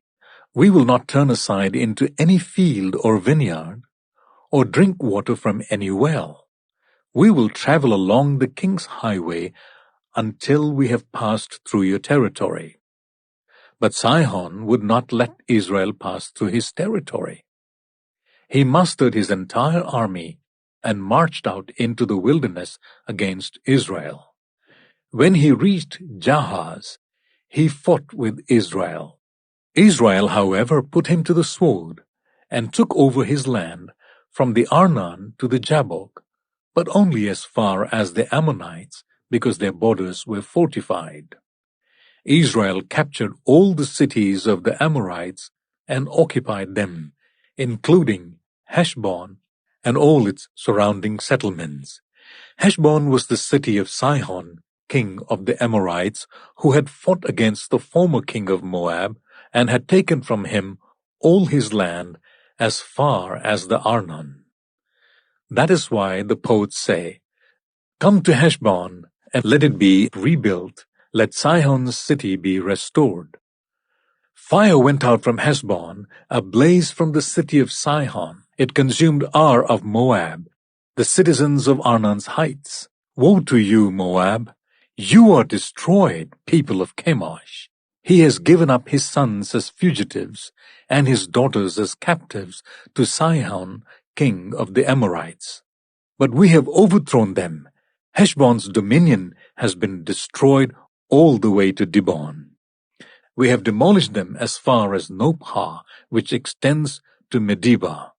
So Israel settled in the land of the Amorites. After Moses had sent spies to Jazer, the Israelites captured its surrounding settlements and drove out the Amorites who were there. Then they turned and went up along the road towards Bashan. And Og, king of Bashan, and his whole army marched out to meet them in battle at Edrei.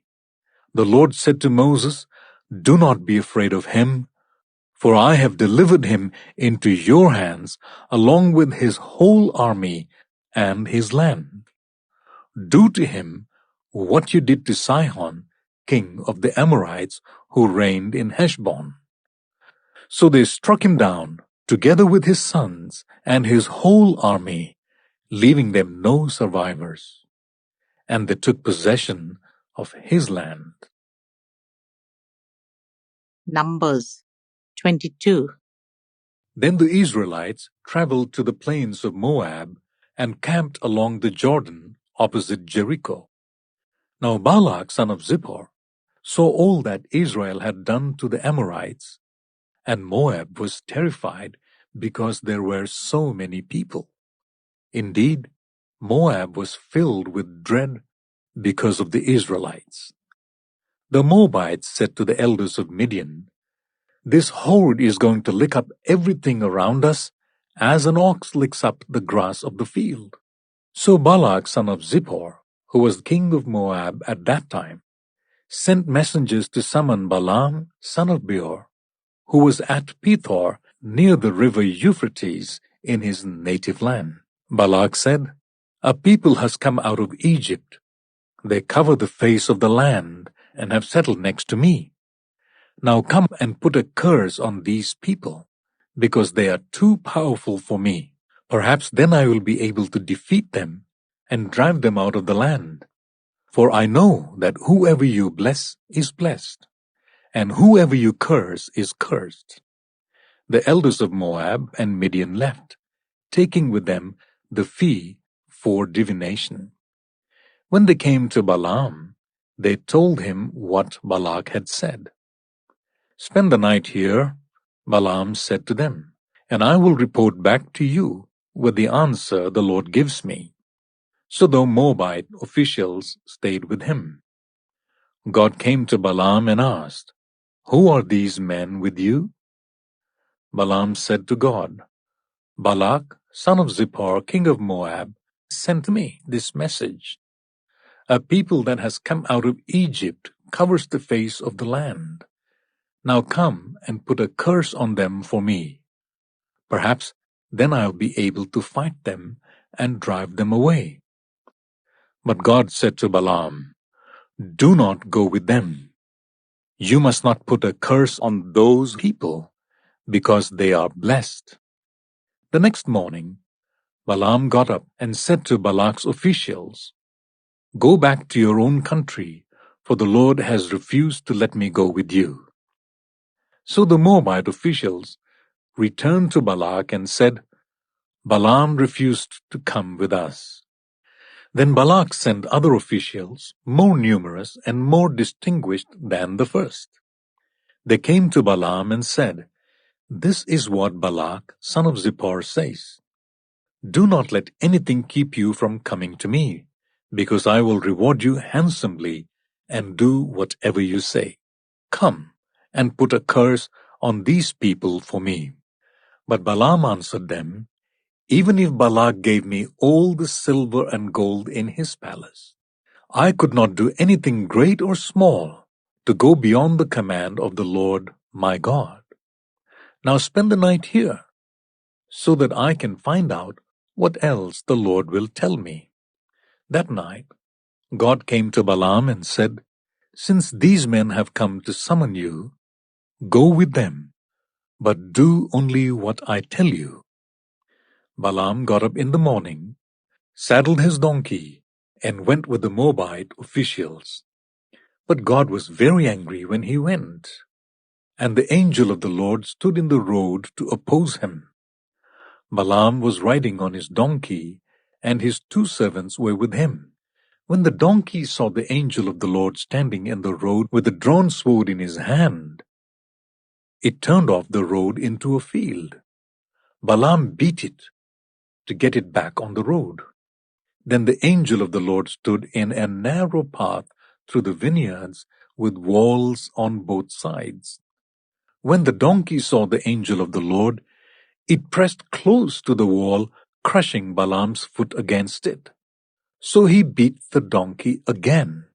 Then the angel of the Lord moved on ahead and stood in a narrow place where there was no room to turn, either to the right or to the left. When the donkey saw the angel of the Lord, it lay down under Balaam, and he was angry, and he beat it with his staff. Then the Lord opened the donkey's mouth, and it said to Balaam, "What have I done to you to make you beat me these 3 times?"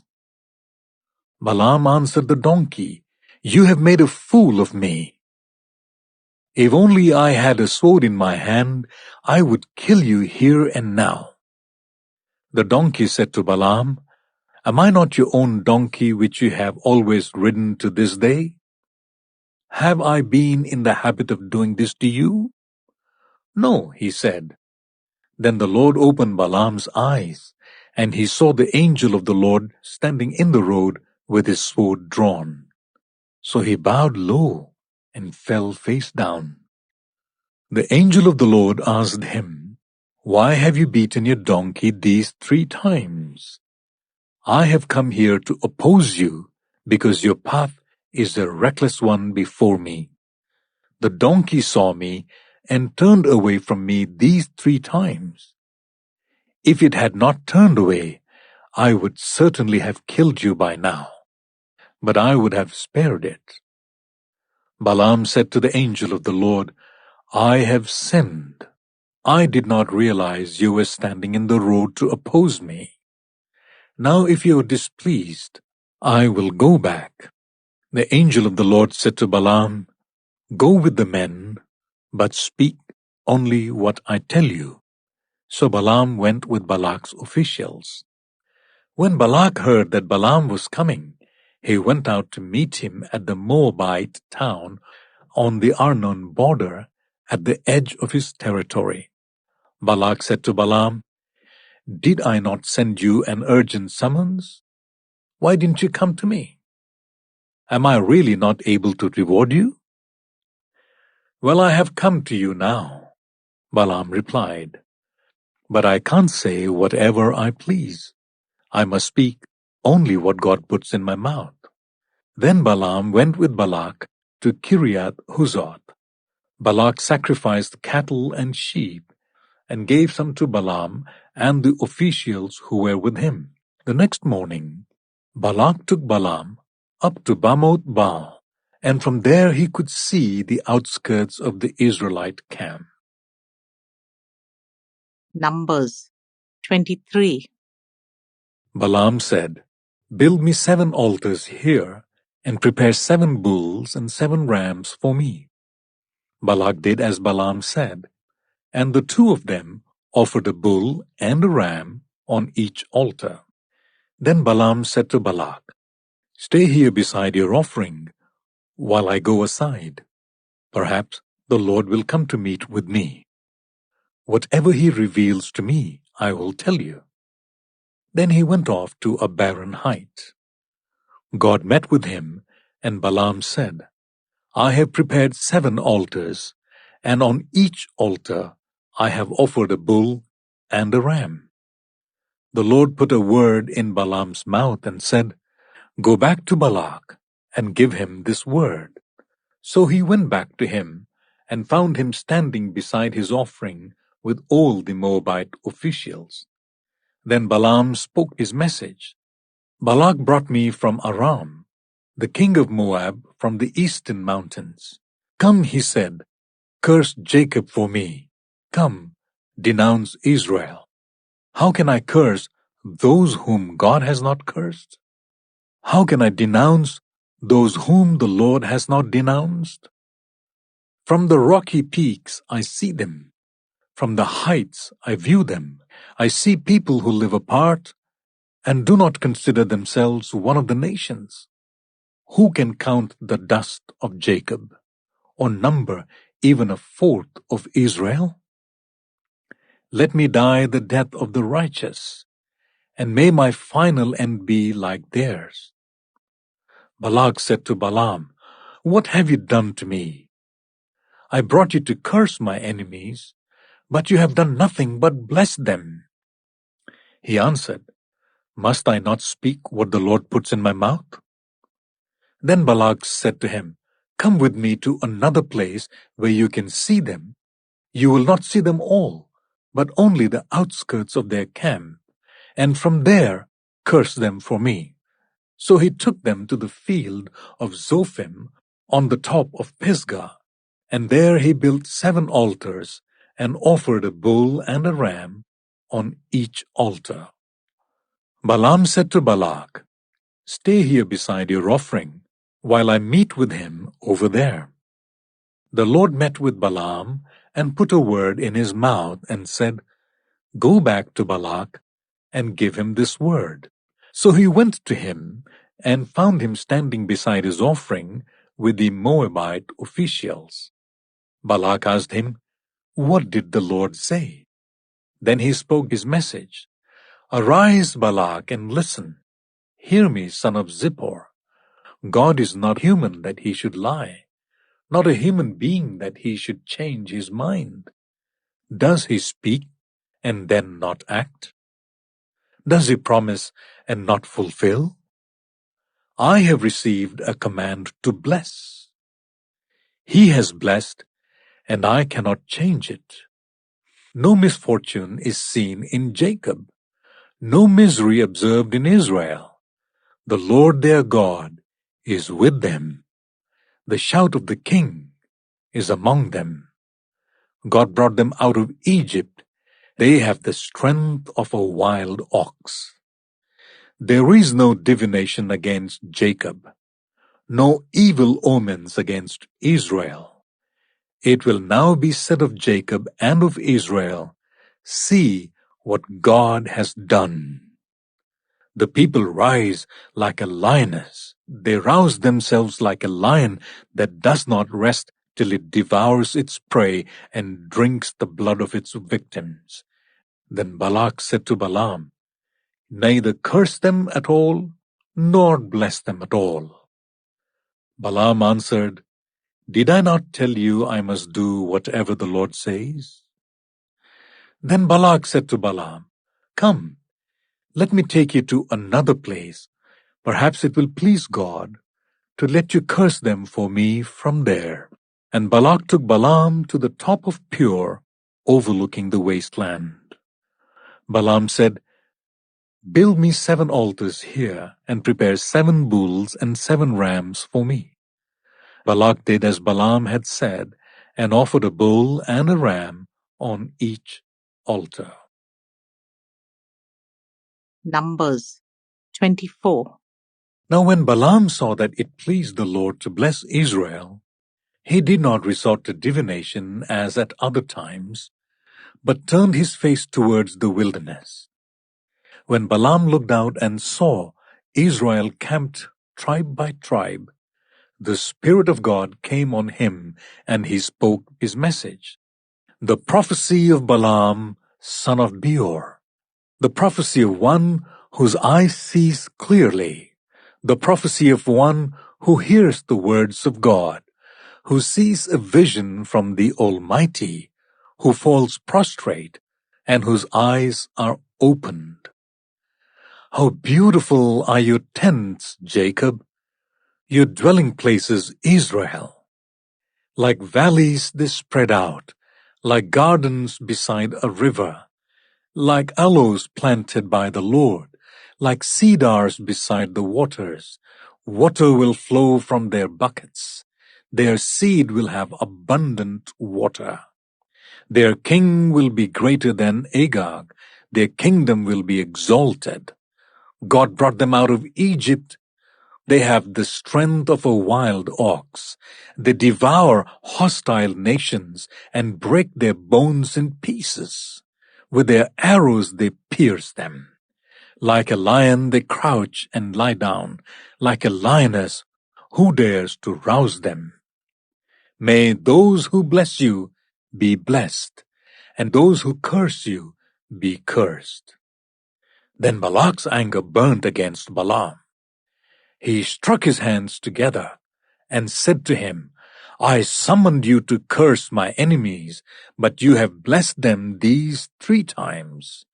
Now leave at once and go home. I said I would reward you handsomely, but the Lord has kept you from being rewarded. Balaam answered Balak, Did I not tell the messengers you sent me? Even if Balak gave me all the silver and gold in his palace, I could not do anything of my own accord, good or bad, to go beyond the command of the Lord, and I must say only what the Lord says. Now I'm going back to my people. But come, let me warn you of what this people will do to your people in days to come. Then he spoke his message, the prophecy of Balaam, son of Beor, the prophecy of one whose eye sees clearly, the prophecy of one who hears the words of God, and who has knowledge from the Most High, who sees a vision from the Almighty, who falls prostrate, and whose eyes are opened. I see him, but not now. I behold him, but not near. A star will come out of Jacob. A scepter will rise out of Israel. He will crush the foreheads of Moab, the skulls of all the people of Shet. Edom will be conquered. Seir, his enemy, will be conquered. But Israel will grow strong. A ruler will come out of Jacob and destroy the survivors of the city. Then Balaam saw Amalek and spoke his message. Amalek was first among the nations, but their end will be utter destruction. Then he saw the Kenites and spoke his message. Your dwelling place is secure, your nest is set in a rock, yet you Kenites will be destroyed when Ashur takes you captive. Then he spoke his message. Alas, who can live when God does this? Ships will come from the shores of Cyprus. They will subdue Ashur and Eber, but they too will come to ruin. Then Balaam got up and returned home, and Balak went his own way. Numbers 25. While Israel was staying in Shittim, the men began to indulge in sexual immorality with Moabite women who invited them to the sacrifices to their gods. The people ate the sacrificial meal and bowed down before these gods. So Israel yoked themselves to the Baal of Peor. And the Lord's anger burned against them. The Lord said to Moses, "Take all the leaders of these people, kill them, and expose them in broad daylight before the Lord, so that the Lord's fierce anger may turn away from Israel." So Moses said to Israel's judges, "Each of you must put to death those of your people who have yoked themselves to the Baal of Peor." Then an Israelite man brought into the camp a Midianite woman right before the eyes of Moses and the whole assembly of Israel while they were weeping at the entrance to the tent of meeting. When Phinehas, son of Eleazar, the son of Aaron, the priest, saw this, he left the assembly, took a spear in his hand, and followed the Israelite into the tent. He drove the spear into both of them, right through the Israelite man and into the woman's stomach. Then the plague against the Israelites was stopped. But those who died in the plague numbered 24,000. The Lord said to Moses, "Phinehas, son of Eleazar, the son of Aaron, the priest, has turned my anger away from the Israelites. Since he was as zealous for my honor among them as I am, I did not put an end to them in my zeal. Therefore tell him, I am making my covenant of peace with him. He and his descendants will have a covenant of a lasting priesthood, because he was zealous for the honor of his God and made atonement for the Israelites." The name of the Israelite who was killed with the Midianite woman was Zimri, son of Salu, the leader of a Simeonite family. And the name of the Midianite woman who was put to death was Cosbi, daughter of Zur, a tribal chief of a Midianite family. The Lord said to Moses, "Treat the Midianites as enemies and kill them." They treated you as enemies when they deceived you in the Pure incident involving their sister Cosbi, the daughter of a Midianite leader, the woman who was killed when the plague came as a result of that incident. Numbers 26. After the plague, the Lord said to Moses and Eleazar, son of Aaron the priest, take a census of the whole Israelite community by families, all those 20 years old or more who are able to serve in the army of Israel. So on the plains of Moab, by the Jordan opposite Jericho, Moses and Eleazar, the priest, spoke with them and said, take a census of men 20 years old or more, as the Lord commanded Moses. These were the Israelites who came out of Egypt. The descendants of Reuben, the firstborn son of Israel, were, through Hanok, the Hanokite clan, through Palu, the Paluite clan, through Hezron, the Hezronite clan, through Carmi, the Carmite clan. These were the clans of Reuben. Those numbered were 43,730. The son of Palu was Eliab, and the sons of Eliab were Nemuel, Datan, and Abiram. The same Datan and Abiram were the community officials who rebelled against Moses and Aaron and were among Korah's followers when they rebelled against the Lord. The earth opened its mouth and swallowed them along with Korah, whose followers died when the fire devoured the 250 men. And they served as a warning sign. The line of Korah, however, did not die out. The descendants of Simeon by their clans were, through Nemuel, the Nemulite clan, through Jamin, the Jaminite clan, through Jachin, the Jachinite clan, through Zerah, the Zerahite clan, through Shaul, the Shaulite clan. These were the clans of Simeon. Those numbered were 22,200. The descendants of Gad by their clans were, through Zephon, the Zephonite clan, through Haggai, the Haggite clan, through Shuni, the Shunite clan, through Ozni, the Oznite clan, through Eri, the Erite clan, through Arodi, the Arodite clan, through Erili, the Erilite clan. These were the clans of Gad. Those numbered were 40,500. And Onan were sons of Judah, but they died in Canaan. The descendants of Judah by their clans were, through Shelah, the Shilonite clan, through Perez, the Perezite clan, through Zerah, the Zerahite clan. The descendants of Perez were, through Hezron, the Hezronite clan, through Hamul, the Hamulite clan. These were the clans of Judah. Those numbered were 76,500. The descendants of Issachar by their clans were, through Tola, the Tolaite clan, through Puah, the Puite clan, through Jeshub, the Jeshubite clan, through Shimron, the Shimronite clan. These were the clans of Issachar. Those numbered were 64,300. The descendants of Zebulun by their clans were, through Sered, the Seredite clan, through Elon, the Elonite clan, through Jaleel, the Jalelite clan. These were the clans of Zebulun.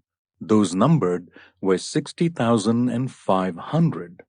The descendants of Joseph by their clans through Manasseh and Ephraim were, the descendants of Manasseh, through Machir, the Machirite clan. Machir was the father of Gilead. Through Gilead, the Gileadite clan. These were the descendants of Gilead. Through Aiezer, the Aizerite clan. Through Helek, the Helekite clan. Through Esrael, the Esraelite clan. Through Shechem, the Shechemite clan. Through Shemidah, the Shemidite clan. Through Hepher, the Hepherite clan. Zelophehad, son of Hepher, had no sons. He had only daughters whose names were Mahlah, Noah, Hoglah, Milcah, and Tirzah. These were the clans of Manasseh. Those numbered were 52,700. These were the descendants of Ephraim by their clans. Through Shutelah, the Shutelahite clan. Through Becher, the Becherite clan. Through Tehan, the Tehanite clan. These were the descendants of Shutelah. Through Iran, the Iranite clan. These were the clans of Ephraim. Those numbered were 32,500. These were the descendants of Joseph by their clans. The descendants of Benjamin by their clans were, through Bela, the Belaite clan. Through Ashbel, the Ashbelite clan. Through Ahiram, the Ahiramite clan. Through Shupham, the Shuphamite clan. Through Hupham, the Huphamite clan. The descendants of Bela through Ard and Naaman were, through Ard, the Ardite clan. Through Naaman, the Naamite clan. These were the clans of Benjamin. Those numbered were 45,600. These were the descendants of Dan by their clans. Through Shuham, the Shuhamite clan. These were the clans of Dan. All of them were Shuhamite clan, and those numbered were 64,400. The descendants of Asher by their clans were, through Imnah, the Imnite clan. Through Ishvi, the Ishvite clan. Through Beriah, the Beriite clan. And through the descendants of Beriah, through Heber, the Heberite clan. Through Malkiel, the Malkielite clan. Asher had a daughter named Serah. These were the clans of Asher. Those numbered were 53,400. The descendants of Naphtali by their clans were, through Jahzeel, the Jahzeelite clan. Through Guni, the Gunite clan. Through Jezer, the Jezerite clan. Through Shillem, the Shillemite clan. These were the clans of Naphtali. Those numbered were 45,400. The total number of the men of Israel was 601,730. The Lord said to Moses, "The land is to be allotted to them as an inheritance based on the number of names. To a larger group, give a larger inheritance, and to a smaller group, a smaller one. Each is to receive its inheritance according to the number of those listed. Be sure that the land is distributed by lot. What each group inherits will be according to the names for its ancestral tribe. Each inheritance is to be distributed by lot among the larger and smaller groups. These were the Levites who were counted by their clans. Through Gershon, the Gershonite clan. Through Kohath, the Kohathite clan. Through Merari, the Merarite clan. These also were Levite clans. The Libnite clan, the Hebronite clan, the Mahalite clan, the Mushite clan, the Korahite clan. Kohath was the forefather of Amram. The name of Amram's wife was Jochebed, a descendant of Levi, who was born to the Levites in Egypt.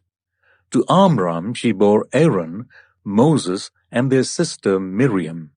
Aaron was the father of Nadab and Abihu, Eleazar and Ithamar. But Nadab and Abihu died when they made an offering before the Lord with unauthorized fire. All the male Levites a month old or more numbered 23,000.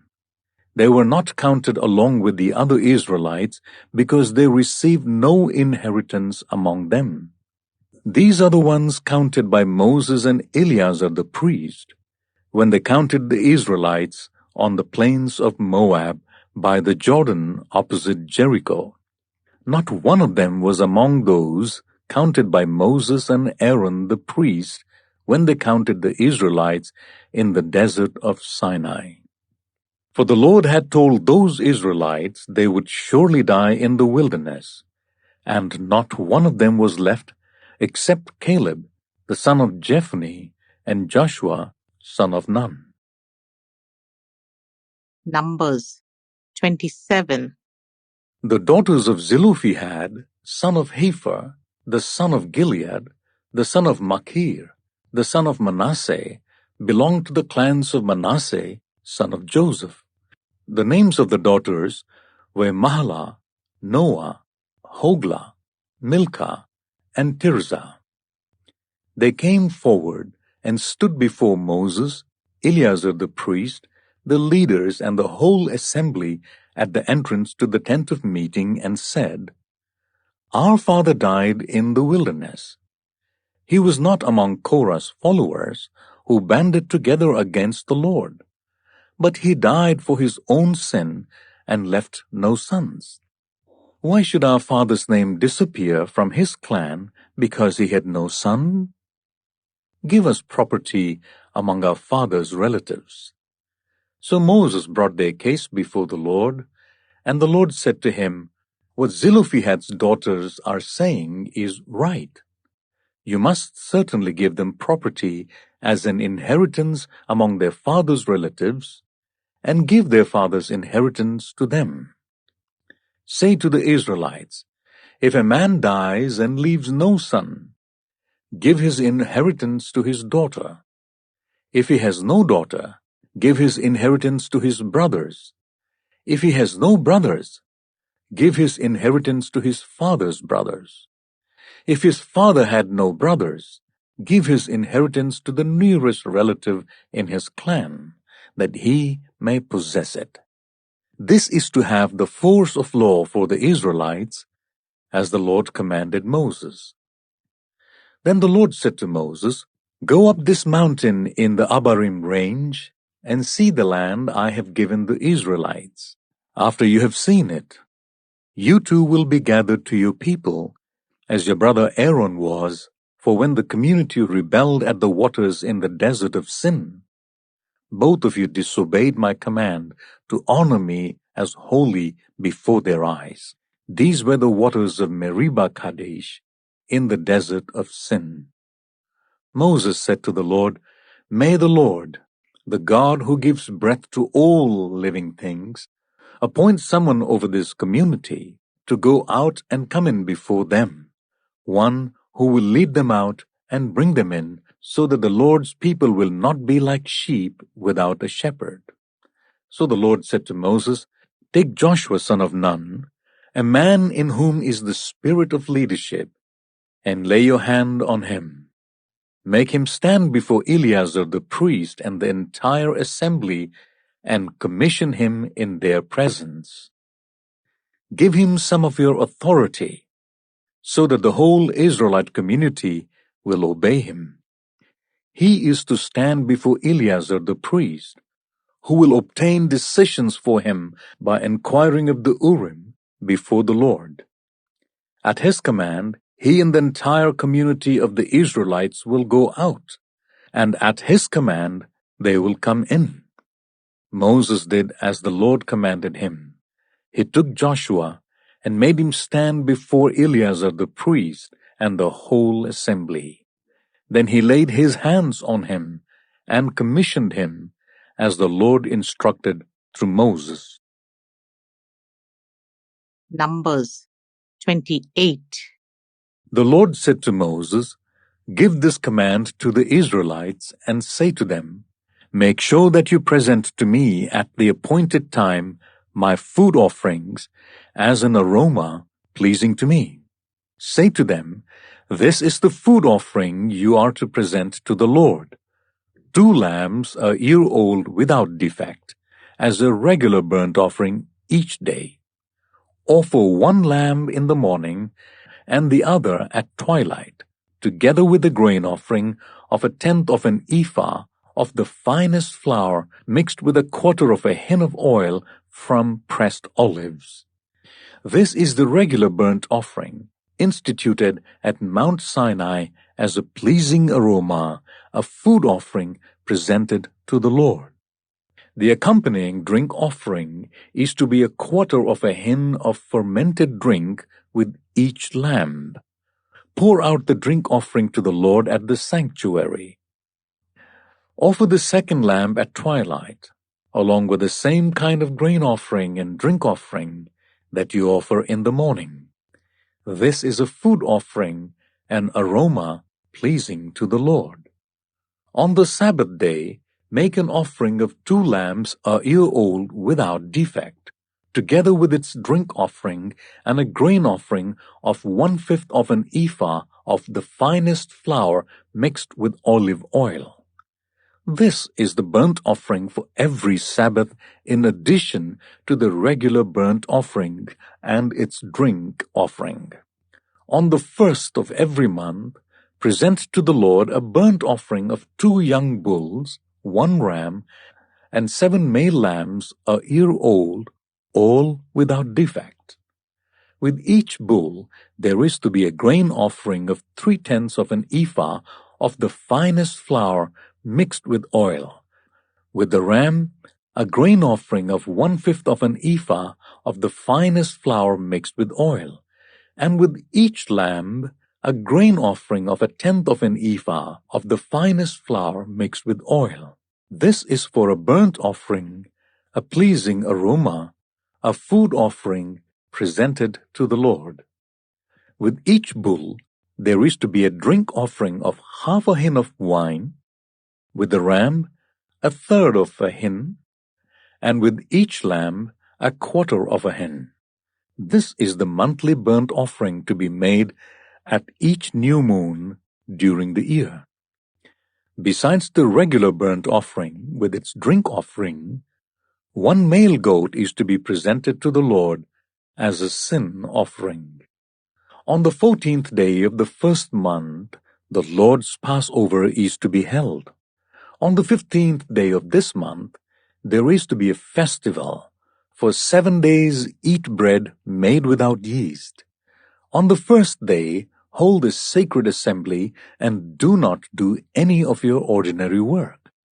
Present to the Lord a food offering consisting of a burnt offering of 2 young bulls, 1 ram, and 7 male lambs a year old, all without defect.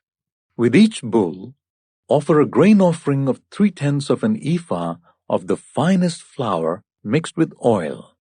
With the ram, 1/5, and with each of the 7 lambs, 1/10. Include 1 male goat as a sin offering to make atonement for you. Offer these in addition to the regular morning burnt offering. In this way, present the food offering every day for 7 days as an aroma pleasing to the Lord. It is to be offered in addition to the regular burnt offering and its drink offering. On the 7th day, hold a sacred assembly and do not do any ordinary work. On the day of first fruits, when you present to the Lord an offering of new grain during the festival of weeks, hold a sacred assembly and do not do any of your ordinary work. Present a burnt offering of 2 young bulls, 1 ram, and 7 male lambs a year old as an aroma pleasing to the Lord. With each bull, there is to be a grain offering of 3/10 of an ephah of the finest flour mixed with oil. With the ram, 1/5, and with each of the 7 lambs, 1/10. Include 1 male goat to make atonement for you. Offer these together with their drink offerings, in addition to the regular burnt offering and its grain offering. Be sure the animals are without defect. Numbers 29. On the 1st day of the 7th month, hold a sacred assembly and do not do any of your ordinary work. It is a day for you to sound the trumpets. As an aroma pleasing to the Lord, offer a burnt offering of 1 young bull, 1 ram, and 7 male lambs a year old, all without defect. With the bull, offer a grain offering of 3/10 of an ephah of the finest flour mixed with olive oil. With the ram, 1/5, and with each of the 7 lambs, 1/10. Include 1 male goat as a sin offering to make atonement for you. These are in addition to the monthly and daily burnt offerings with their grain offerings and drink offerings as specified. They are food offerings presented to the Lord, a pleasing aroma. On the 10th day of this 7th month, hold a sacred assembly. You must deny yourselves and do no work. Present as an aroma pleasing to the Lord a burnt offering of 1 young bull, 1 ram, and 7 male lambs a year old, all without defect. With the bull, offer a grain offering of 3/10 of an ephah of the finest flour mixed with oil. With the ram, 1/5, and with each of the 7 lambs, 1/10. Include 1 male goat as a sin offering in addition to the sin offering for atonement and the regular burnt offering with its grain offering and their drink offerings. On the 15th day of the 7th month, hold the sacred assembly and do not do any of your ordinary work. Celebrate a festival to the Lord for 7 days. Present as an aroma pleasing to the Lord a food offering consisting of a burnt offering of 13 young bulls, 2 rams, and 14 male lambs a year old, all without defect. With each of the 13 bulls, offer a grain offering of 3/10 of an ephah of the finest flour mixed with oil. With each of the 2 rams, 1/5, and with each of the 14 lambs, 1/10. Include 1 male goat as a sin offering in addition to the regular burnt offering with its grain offering and drink offering. On the 2nd day, offer 12 young bulls, 2 rams, and 14 male lambs a year old, all without defect. With the bulls, rams, and lambs, offer their grain offerings and drink offerings according to the number specified. Include 1 male goat as a sin offering in addition to the regular burnt offering with its grain offering and their drink offerings. On the 3rd day, offer 11 bulls, 2 rams, and 14 male lambs a year old, all without defect. With the bulls, rams, and lambs, offer their grain offerings and drink offerings according to the number specified. Include 1 male goat as a sin offering in addition to the regular burnt offering with its grain offering and drink offering. On the 4th day, offer 10 bulls, 2 rams, and 14 male lambs a year old, all without defect. With the bulls, rams, and lambs, offer their grain offerings and drink offerings according to the numbers specified. Include 1 male goat as a sin offering in addition to the regular burnt offering with its grain offering and drink offering. On the 5th day, offer 9 bulls, 2 rams, and 14 male lambs a year old, all without defect. With the bulls, rams, and lambs, offer their grain offerings and drink offerings according to the number specified. Include 1 male goat as a sin offering in addition to the regular burnt offering with its grain offering and drink offering. On the 6th day, offer 8 bulls, 2 rams, and 14 male lambs a year old, all without defect. With the bulls, rams, and lambs, offer their grain offerings and drink offerings according to the number specified. Include 1 male goat as a sin offering in addition to the regular burnt offering with its grain offering and drink offering. On the 7th day, offer 7 bulls, 2 rams, and 14 male lambs a year old, all without defect. With the bulls, rams, and lambs, offer their grain offerings and drink offerings according to the number specified. Include 1 male goat as a sin offering in addition to the regular burnt offering with its grain offering and drink offering. On the 8th day, hold a closing special assembly and do not do any of your ordinary work. Present as an aroma pleasing to the Lord a food offering consisting of a burnt offering of 1 bull, 1 ram, and 7 male lambs a year old, all without defect. With the bull, the ram, and the lambs, offer their grain offerings and drink offerings according to the number specified. Include 1 male goat as a sin offering in addition to the regular burnt offering with its grain offering and drink offering. In addition to what you vow and your free will offerings, offer these to the Lord at your appointed festivals, your burnt offerings, grain offerings, drink offerings, and fellowship offerings. Moses told the Israelites all that the Lord commanded him. Numbers 30. Moses said to the heads of the tribes of Israel, "This is what the Lord commands. When a man makes a vow to the Lord, or takes an oath to bind himself by a pledge, he must not break his word, but must do everything he said.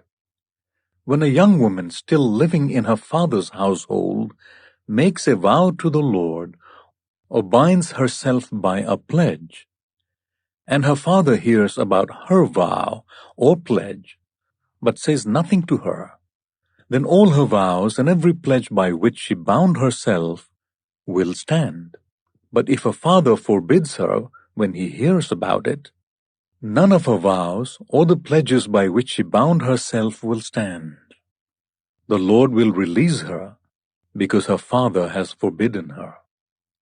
If she marries after she makes a vow, or after her lips utter a rash promise by which she binds herself, and her husband hears about it, but says nothing to her, then her vows or the pledges by which she bound herself will stand. But if her husband forbids her when he hears about it, he nullifies the vow that binds her or the rash promise by which she binds herself, and the Lord will release her. Any vow or obligation taken by a widow or divorced woman will be binding on her. If a woman living with her husband makes a vow or binds herself by a pledge under oath, and her husband hears about it, but says nothing to her and does not forbid her, then all her vows or the pledges by which she bound herself will stand. But if her husband nullifies them when he hears about them, then none of the vows or the pledges that came from her lips will stand. Her husband has nullified them, and the Lord will release her. Her husband may confirm or nullify any vow she makes or any sworn pledge to deny herself. But if her husband says nothing to her about it from day to day, then he confirms all her vows or the pledges binding on her. He confirms them by saying nothing to her when he hears about them. If, however, he nullifies them sometime after he hears about them, then he must bear the consequences of her wrongdoing. These are the regulations the Lord gave Moses concerning relationships between a man and his wife, and between a father and his young daughter still living at home. Numbers 31. The Lord said to Moses, "Take vengeance on the Midianites for the Israelites. After that, you will be gathered to your people." So Moses said to the people, "Arm some of your men to go to war against the Midianites, so that they may carry out the Lord's vengeance on them. Send into battle 1,000 men from each of the tribes of Israel." So 12,000 men, armed for battle, 1,000 from each tribe, were supplied from the clans of Israel. Moses sent them into battle, 1,000 from each tribe, along with Phinehas, son of Eleazar the priest, who took with him articles from the sanctuary and the trumpets for signaling. They fought against Midian as the Lord commanded Moses and killed every man. Among their victims were Evi, Rechem, Zur, Hur, and Reba, the 5 kings of Midian. They also killed Balaam son of Beor with the sword. The Israelites captured the Midianite women and children, and took all the Midianite herds, flocks, and goods as plunder. They burned all the towns where the Midianites had settled, as well as their camps.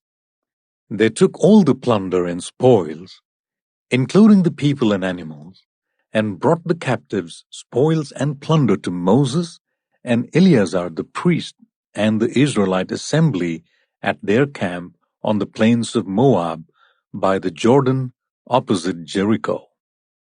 Moses, Eleazar the priest, and all the leaders of the community went to meet them outside the camp. Moses was angry with the officers of the army, the commanders of thousands and the commanders of hundreds who returned from the battle. "Have you allowed all the women to live?" he asked them.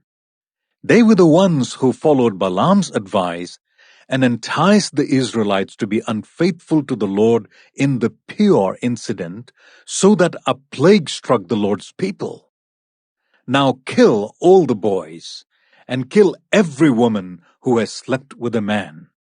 But save for yourselves every girl who has never slept with a man. Anyone who has killed someone, or touched someone who was killed, must stay outside the camp 7 days. On the 3rd and 7th days, you must purify yourselves and your captives.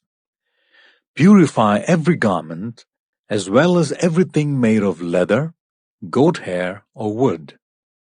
Then Eleazar the priest said to the soldiers who had gone into battle, "This is what is required by the law that the Lord gave Moses. Gold, silver, bronze, iron, tin, lead, and anything else that can withstand fire must be put through the fire, and then it will be clean. But it must also be purified with the water of cleansing. And whatever cannot withstand fire must be put through that water. On the 7th day, wash your clothes, and you will be clean. Then you may come into the camp." The Lord said to Moses, "You and Eleazar the priest, and the family heads of the community are to count all the people and animals that were captured. Divide the spoils equally between the soldiers who took part in the battle and the rest of the community. From the soldiers who fought in the battle, set apart as tribute for the Lord 1 out of every 500, whether people, cattle, donkeys, or sheep. Take this tribute from their half share and give it to Eleazar the priest as the Lord's part. From the Israelites' half, select 1 out of every 5th, whether people, cattle, donkeys, sheep, or other animals. Give them to the Levites who are responsible for the care of the Lord's tabernacle."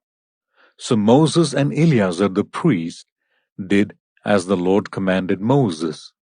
The plunder remaining from the spoils that the soldiers took was 675,000 sheep, 72,000 cattle, 61,000 donkeys, and 32,000 women who had never slept with a man.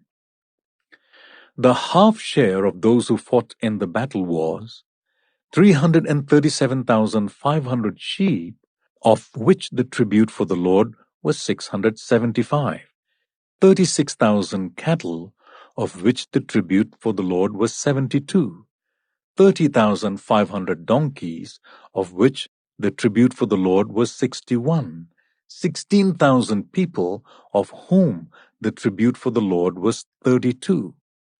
Moses gave the tribute to Eleazar the priest as the Lord's part, as the Lord commanded Moses. the half belonging to the Israelites, which Moses set apart from that of the fighting men, the community's half, was 337,500 sheep, 36,000 cattle, 30,500 donkeys, and 16,000 people. From the Israelites' half, Moses selected one out of every 50 people and animals, as the Lord commanded him, and gave them to the Levites, who were responsible for the care of the Lord's tabernacle. Then the officers, who were over the units of the army, the commanders of thousands and commanders of hundreds, went to Moses and said to him, "Your servants have counted the soldiers under our command, and not one is missing. So we have brought as an offering to the Lord the gold articles each of us acquired, armlets, bracelets, signet rings, earrings, and necklaces, to make atonement for ourselves before the Lord." Moses and Eleazar the priest accepted from them the gold, all the handcrafted articles. All the gold from the commanders of thousands and commanders of hundreds that Moses and Eleazar presented as a gift to the Lord weighed 16,750 shekels. Each soldier had taken plunder for himself. Moses and Eleazar the priest accepted the gold from the commanders of thousands and commanders of hundreds and brought it into the tent of meeting as a memorial for the Israelites before the Lord. Numbers 32. The Reubenites and Gadites, who had very large herds and flocks, saw that the lands of Jahaz and Gilead were suitable for livestock. So they came to Moses and Eleazar the priest, and to the leaders of the community, and said, "Ataroth, Dibon, Jahaz, Nimrah, Heshbon, Elealeh, Sebam, Nebo, and Beon, the land the Lord subdued before the people of Israel, are suitable for livestock, and your servants have livestock. If we have found favor in your eyes," they said, "let this land be given to your servants as our possession. Do not make us cross the Jordan." Moses said to the Gadites and Reubenites, "Should your fellow Israelites go to war while you sit here? Why do you discourage the Israelites from crossing over into the land the Lord has given them? This is what your fathers did when I sent them from Kadesh Barnea to look over the land. After they went up to the valley of Eshcol and viewed the land, they discouraged the Israelites from entering the land the Lord had given them. The Lord's anger was aroused that day, and he swore this oath, because they have not followed me wholeheartedly. Not one of those who were 20 years old or more when they came up out of Egypt will see the land I promised on oath to Abraham, Isaac, and Jacob. Not one except Caleb, the son of Jephunneh, the Kenizzite, and Joshua, son of Nun, for they followed the Lord wholeheartedly. The Lord's anger burned against Israel, and he made them wander in the wilderness for 40 years until the whole generation of those who had done evil in his sight was gone. And here you are, a brood of sinners, standing in the place of your fathers and making the Lord even more angry with Israel? If you turn away from following him, he will again leave all these people in the wilderness, and you will be the cause of their destruction." Then they came up to him and said, "We would like to build pens here for our livestock and cities for our women and children. But we will arm ourselves for battle and go ahead of the Israelites until we have brought them to their place. Meanwhile, our women and children will live in fortified cities for protection from the inhabitants of the land. We will not return to our homes until each of the Israelites has received their inheritance." We will not receive any inheritance with them on the other side of the Jordan, because our inheritance has come to us on the east side of the Jordan." Then Moses said to them, "If you will do this, if you will arm yourselves before the Lord for battle, and if all of you who are armed cross over the Jordan before the Lord until he has driven his enemies out before him, then when the land is subdued before the Lord, you may return and be free from your obligation to the Lord and to Israel, and this land will be your possession before the Lord. But if you fail to do this, you will be sinning against the Lord, and you may be sure that your sin will find you out. Build cities for your women and children, and pens for your flocks, but do what you have promised." The Gadites and Reubenites said to Moses, "We, your servants, will do as our Lord commands. Our children and wives, our flocks and herds will remain here in the cities of Gilead. But your servants, every male who is armed for battle, will cross over to fight before the Lord, just as our Lord says." Then Moses gave orders about them to Eleazar the priest and Joshua son of Nun, and to the family heads of the Israelite tribes. He said to them, "If the Gadites and Reubenites, every man armed for battle, cross over the Jordan with you before the Lord, then when the land is subdued before you, you must give them the land of Gilead as their possession. But if they do not cross over with you armed, they must accept their possession with you in Canaan."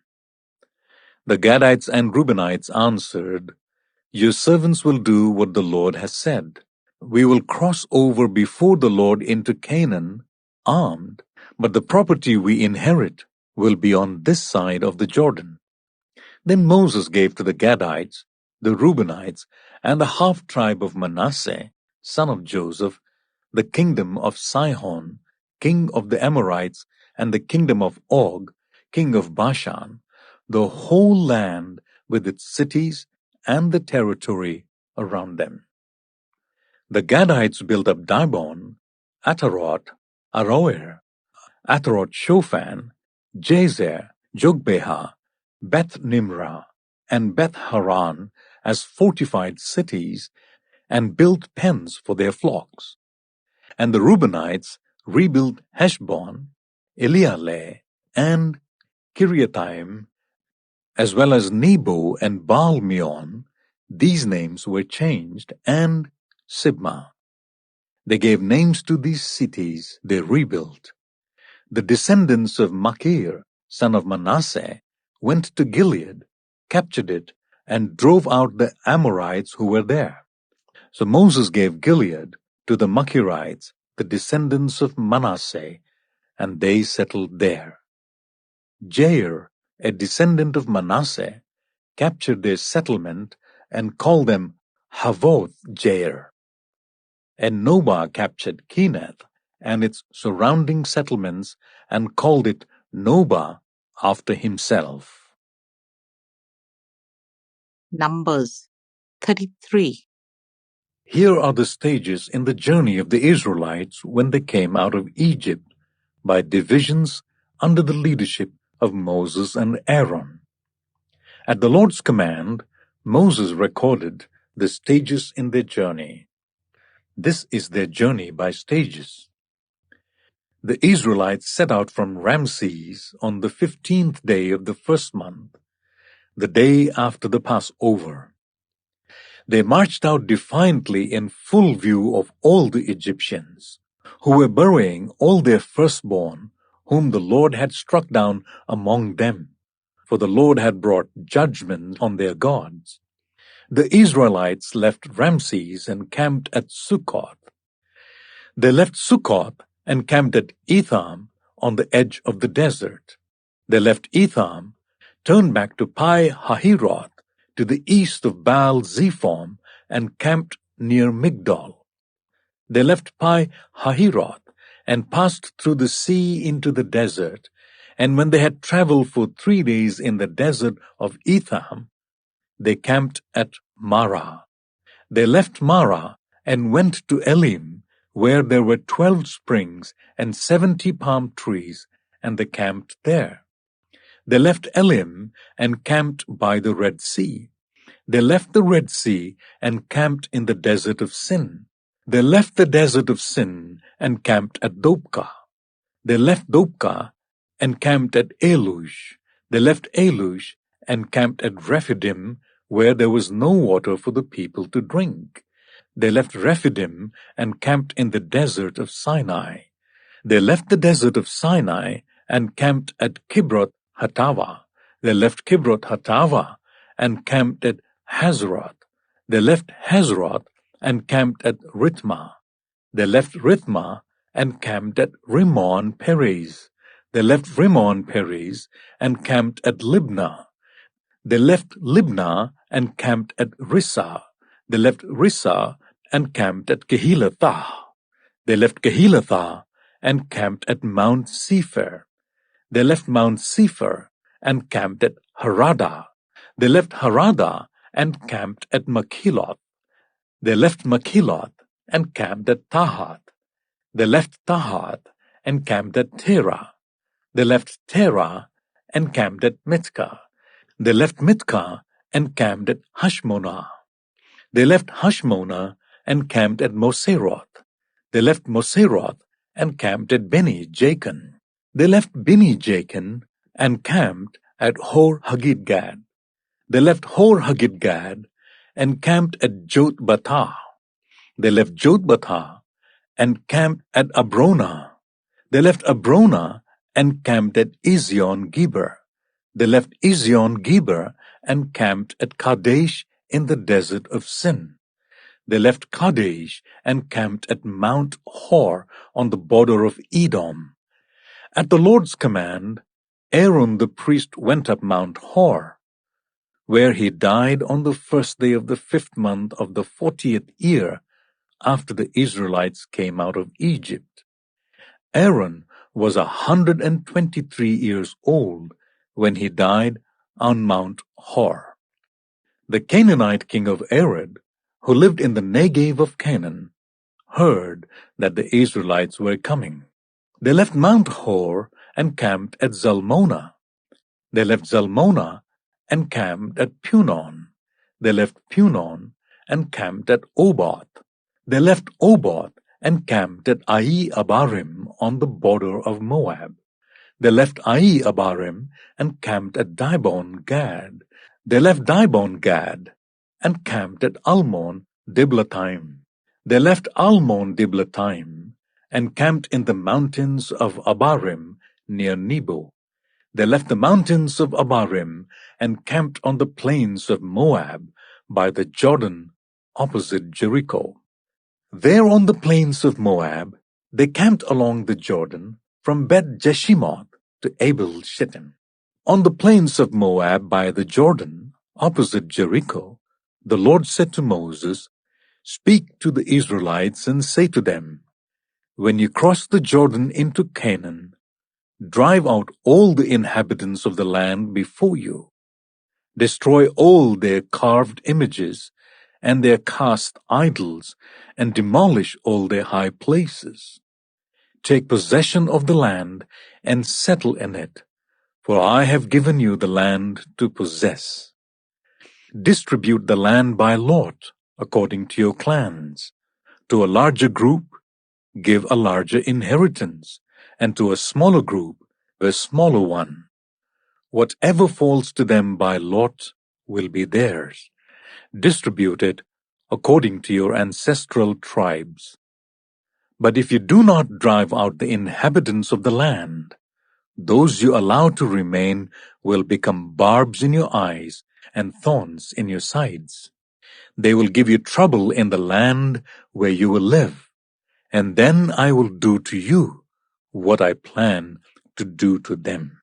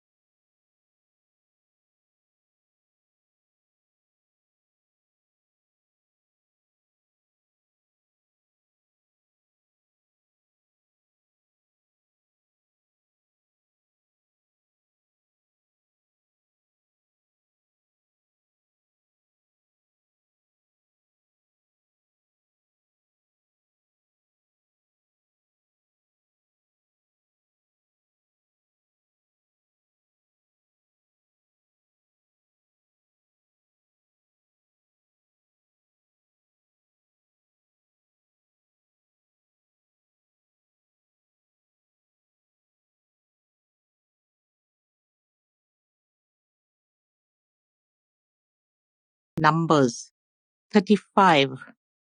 On the plains of Moab by the Jordan opposite Jericho, the Lord said to Moses, "Command the Israelites to give the Levites towns to live in from the inheritance the Israelites will possess, and give them pasture lands around the towns. Then they will have towns to live in, and pasture lands for the cattle they own and all their other animals. The pasture lands around the towns that you give the Levites will extend 1,000 cubits from the town wall. Outside the town, measure 2,000 cubits on the east side, 2,000 on the south side, 2,000 on the west, and 2,000 on the north, with the town in the center. They will have this area as pasture land for the towns. 6 of the towns you give to the Levites will be cities of refuge, to which a person who has killed someone may flee. In addition, give them 42 other towns. In all, you must give the Levites 48 towns, together with their pasture lands. The towns you give the Levites from the land the Israelites possess are to be given in proportion to the inheritance of each tribe. Take many towns from a tribe that has many, but few from one that has few." Then the Lord said to Moses, "Speak to the Israelites and say to them, when you cross the Jordan into Canaan, select some towns to be your cities of refuge, to which a person who has killed someone accidentally may flee. They will be places of refuge from the avenger, so that anyone accused of murder may not die before they stand trial before the assembly. These 6 towns you give will be your cities of refuge. Give 3 on this side of the Jordan, and 3 in Canaan as the cities of refuge. These 6 towns will be a place of refuge for the Israelites and for foreigners residing among them, so that anyone who has killed another accidentally can flee there. If anyone strikes someone a fatal blow with an iron object, that person is a murderer. The murderer is to be put to death. Or if anyone is holding a stone and strikes someone a fatal blow with it, that person is a murderer. The murderer is to be put to death. Or if anyone is holding a wooden object and strikes someone a fatal blow with it, that person is a murderer. The murderer is to be put to death. The avenger of blood shall put the murderer to death. When the avenger comes upon the murderer, the avenger shall put the murderer to death. If anyone with a malice aforethought pushes another or throws something at them intentionally so that they die, or if out of enmity one person hits another with their fist so that the other dies, that person is to be put to death. That person is a murderer. The avenger of blood shall put the murderer to death when they meet. But if without enmity someone suddenly pushes another or throws something at them unintentionally, or without seeing them drops on them a stone heavy enough to kill them, and they die, then since that other person was not an enemy and no harm was intended, the assembly must judge between the accused and the avenger of blood according to these regulations. The assembly must protect the one accused of murder from the avenger of blood and send the accused back to the city of refuge to which they fled. The accused must stay there until the death of the high priest, who was anointed with holy oil. But if the accused ever goes outside the limits of the city of refuge to which they fled, and the avenger of blood finds them outside the city, the avenger of blood may kill the accused without being guilty of murder. The accused must stay in the city of refuge until the death of the high priest. Only after the death of the high priest may they return to their own property.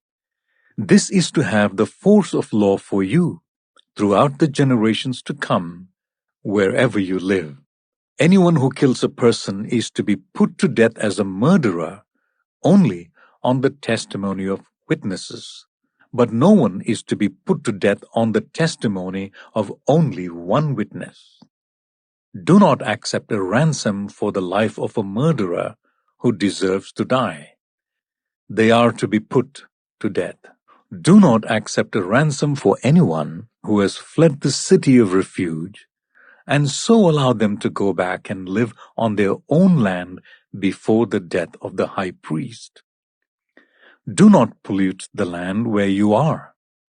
Bloodshed pollutes the land, and atonement cannot be made for the land on which blood has been shed, except by the blood of the one who shed it.